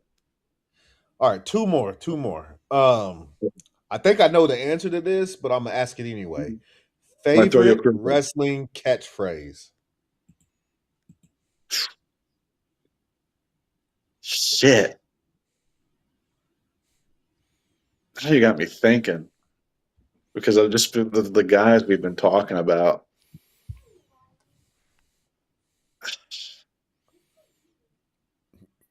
Man, I don't know why, because it's at the front of my brain now, because we're just talking about. But you remember when Mr. Perfect would do something in the ring or at the end of a promo? Now that's perfect. Come on now, that was. Now you got me thinking that was dope too. I mean, obviously the whole Austin 316 says I just. That's your the one I thought you were gonna say. Yeah. I gotta go with that one. Yeah, I'll go with that one. Or you could always go out there and best there is, best there was, best there ever will be. That's a good one too. But I'd have to go with Austin 316. I'd say. Yeah, I could give you a couple right off the bat. They still sell damn Austin 316 shirts at freaking WWE events when you go there. But now they got the city, wherever they're at, it'll be Oklahoma City, OKC 316 or Raleigh 316. God, man, that's yeah. That has to be. I'll go with Austin 316. Yeah, I could give you a couple right off the back. Like Yeah. one of them was with Razor Ramon is something happened to my chain, man? Mhm. Something going to happen to you. Yeah. Carve you up. Yeah. Hell I'm gonna yeah. carve Yeah. you up. Yeah, Yeah. yeah, that joint was crazy, Yeah. man. Yeah, yeah, Definitely. yeah. That Definitely. was one of my favorite ones. Yep, yep. Hell yeah. I got one. I got one quick question. Um, Shoot. when fans think of Alex Evans 10 years from now, what is one specific feeling or memory you hope comes to their minds? Honestly, man, I just hope that they remember just getting their money's worth out of me uh, whenever they saw me. That's what I want. I'm not saying like I don't want them to like be like, oh, you remember when he did this move or that move? Or I want to create so many moments for fans that the only thing that I want them to care about was that like, all right, that dude was valid. He was a good one. And I know that 20, 25, $30, 15 dollars, whatever it was they spent on that night, it was worth it because they got to see me on that card. That's what I want them to remember me by. That's fair. That's fair. I think and I've asked other athletes this question plenty of times. We've asked them plenty of times like legacy is important. You know, what are what everlasting impressions that you're going to leave, you know? Whether you have won multiple titles or not. Cuz not for nothing, a lot of the guys that we mentioned, they didn't win a lot of titles, but the everlasting impressions that they left was like entitlement enough. Yeah. Like we just What titles, what championships did Scott Hall and Razor Ramon hold in his career? Intercontinental title. Mm-hmm. I believe he was a TV champion on In WCW. WCW. Yeah. Yep. Tag Um, champ in WCW too. I believe he held a title in TNA as well. He was in TNA for a short stint. I think he held a title in Yeah, I'm not TNA. sure. He might have held something for like a show or two or something like that. But yeah, man, it ain't about Mm-hmm. listen, it ain't about championships, right? Mm-hmm. Those are props.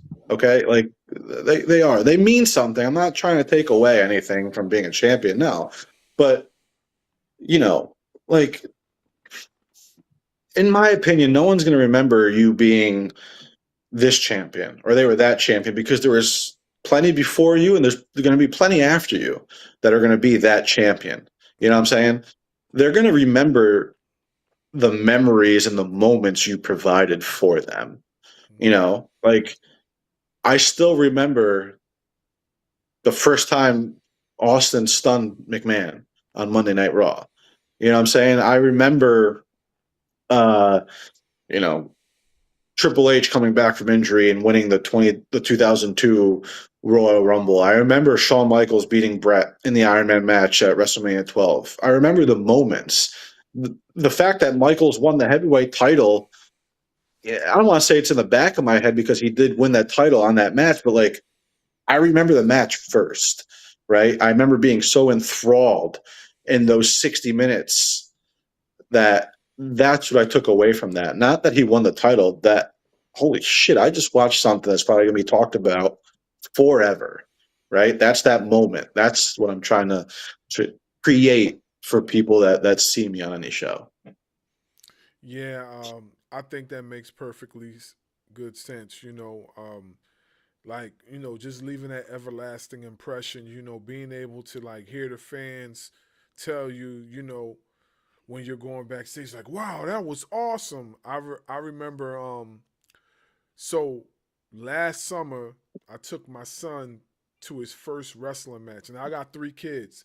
The other one's a little bit too young to be taken out there, go seeing people get hit over the head and all that stuff. I'll get in trouble by my wife. So I took my oldest son out there, and I remember him. We was in the front row of AEW Collision. He watched Kevin Knight. First thing he Oh, said to me was He was like, Dad, did you see that?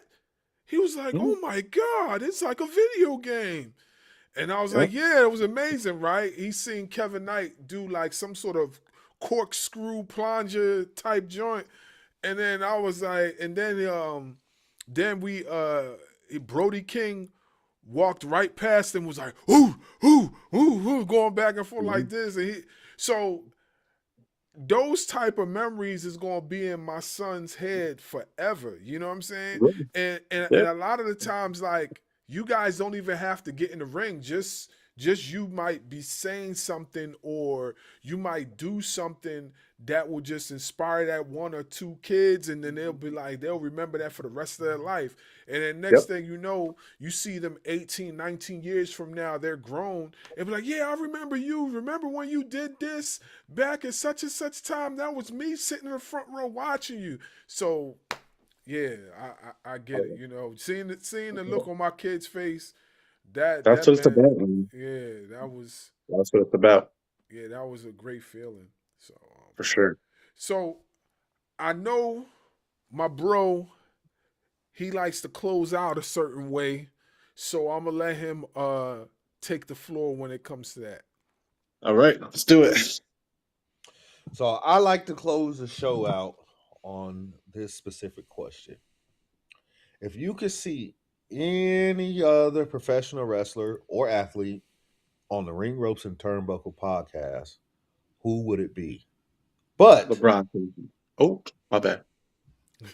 Were you, but you was about to say? Were you about to say it can't be him because I just screwed myself? No, but go ahead. My bad. no. I was gonna say, but Alex Evans has to help us get that person on the show.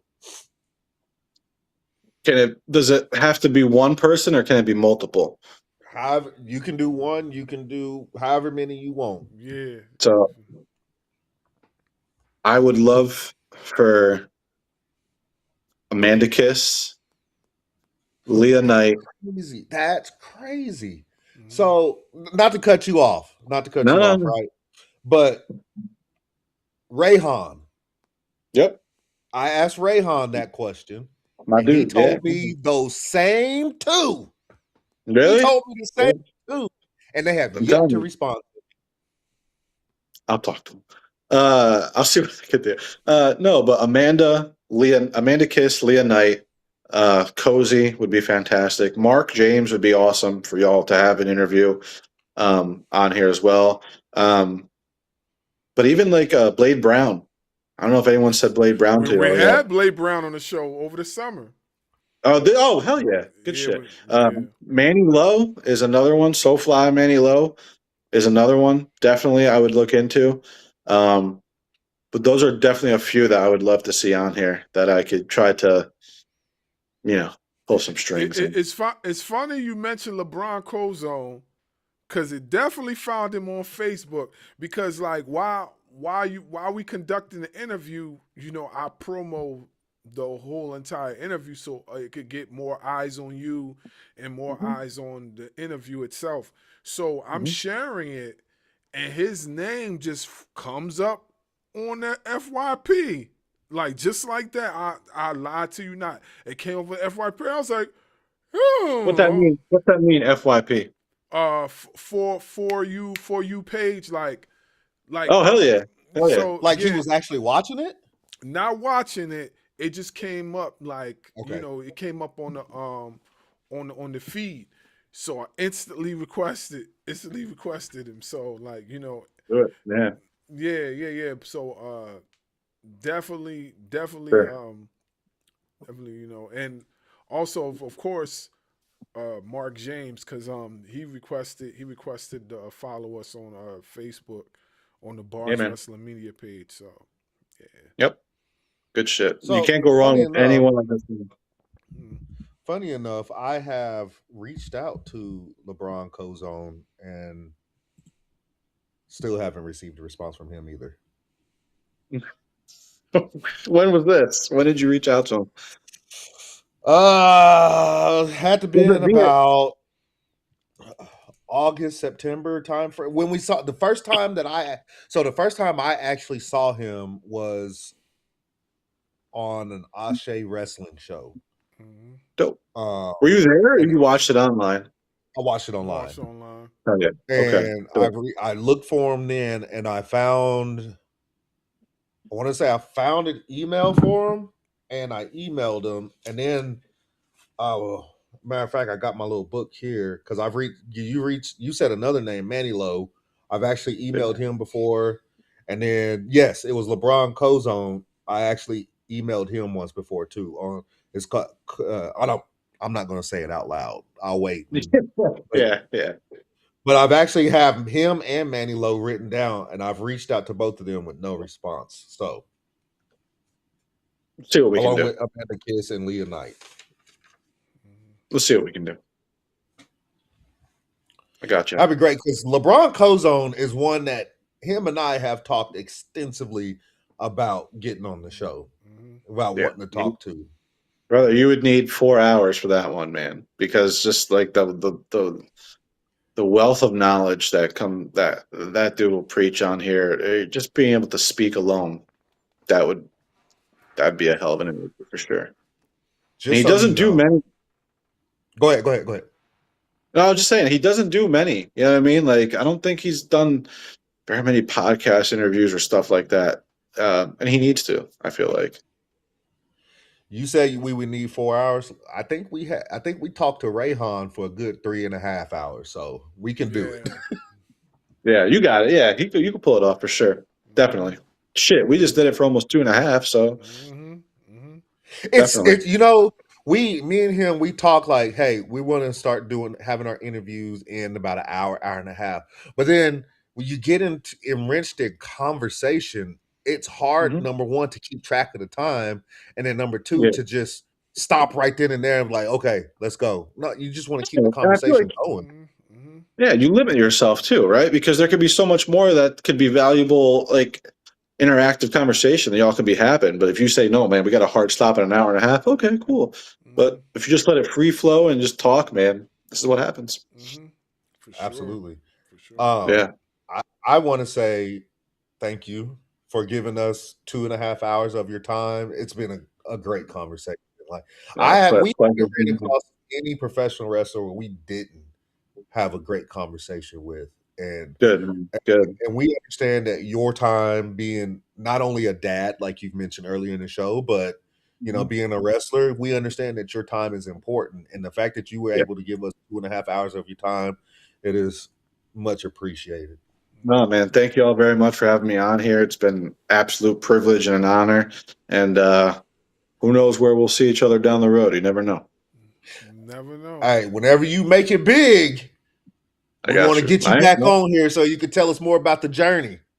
I ain't going to forget. I'm not going to forget. I got you. Yeah, for sure. We are definitely appreciative. We're just honored to have you on here, taking time out of your busy schedule. Not just that, taking time from being a father to like come on this show, you know what I mean, and grace your presence and, tell us about yourself and, your journey, your grind and stuff like that. It doesn't go unappreciative because, we understand we dads ourselves, so we get it. Yeah, no, listen, I appreciate y'all. Like I said, it's been a privilege and an honor. Thank y'all for the platform to be able to come out here and talk about this awesome fucking business and sport, professional wrestling. And it's guys like you that keep that keep this thing going, man. Giving wrestlers voices just to come out here and talk. And you never know who you're going to have on your show and where you're going to see them, in a year or two down the road. So you guys I've watched a lot of the interviews. Keep doing what you're doing, man. It's good shit. It really is. We appreciate it. We appreciate it. The grind is not easy. I tell you that. It ain't easy, but don't stop, my friend. Yeah, Don't stop. It doesn't. Don't stop. It takes a thank lot you guys of time. very, very much. Yeah, appreciate it. And that is the show for this evening. We had the Alex Evans, and we'll be back with another one. We got big shows coming up next week. We need you guys to tune in. Make sure you follow this channel on Facebook's Barz Wrestling Media promo. Go ahead. And Alex, go ahead and plug all your socials also so we can have our followers get out there and follow you and show you some support? Yeah, man. Just Yeah, on yeah. Facebook. On Facebook, Alex Evans, and on Instagram, _Alex_Evans. Right on Instagram. So, again, guys, thank you so much. Been an absolute pleasure. I thoroughly enjoyed the conversation. And y'all the real ones. I appreciate it. Thank you guys very much. And that's the show for this evening. Like I said, make sure you follow Barz Wrestling Media for all the ring ropes and turnbuckle content. Make sure you subscribe to our channel on YouTube. All of our social media sites are available in our link tree. And with that being said, we'll see y'all the next episode. Salute. Sir.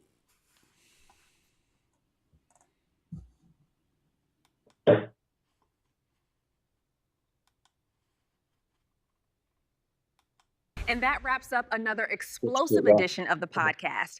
Join us next week as the road to the championship continues. This is the Ring Ropes and Turnbuckle Podcast, your home for real pro wrestling talk.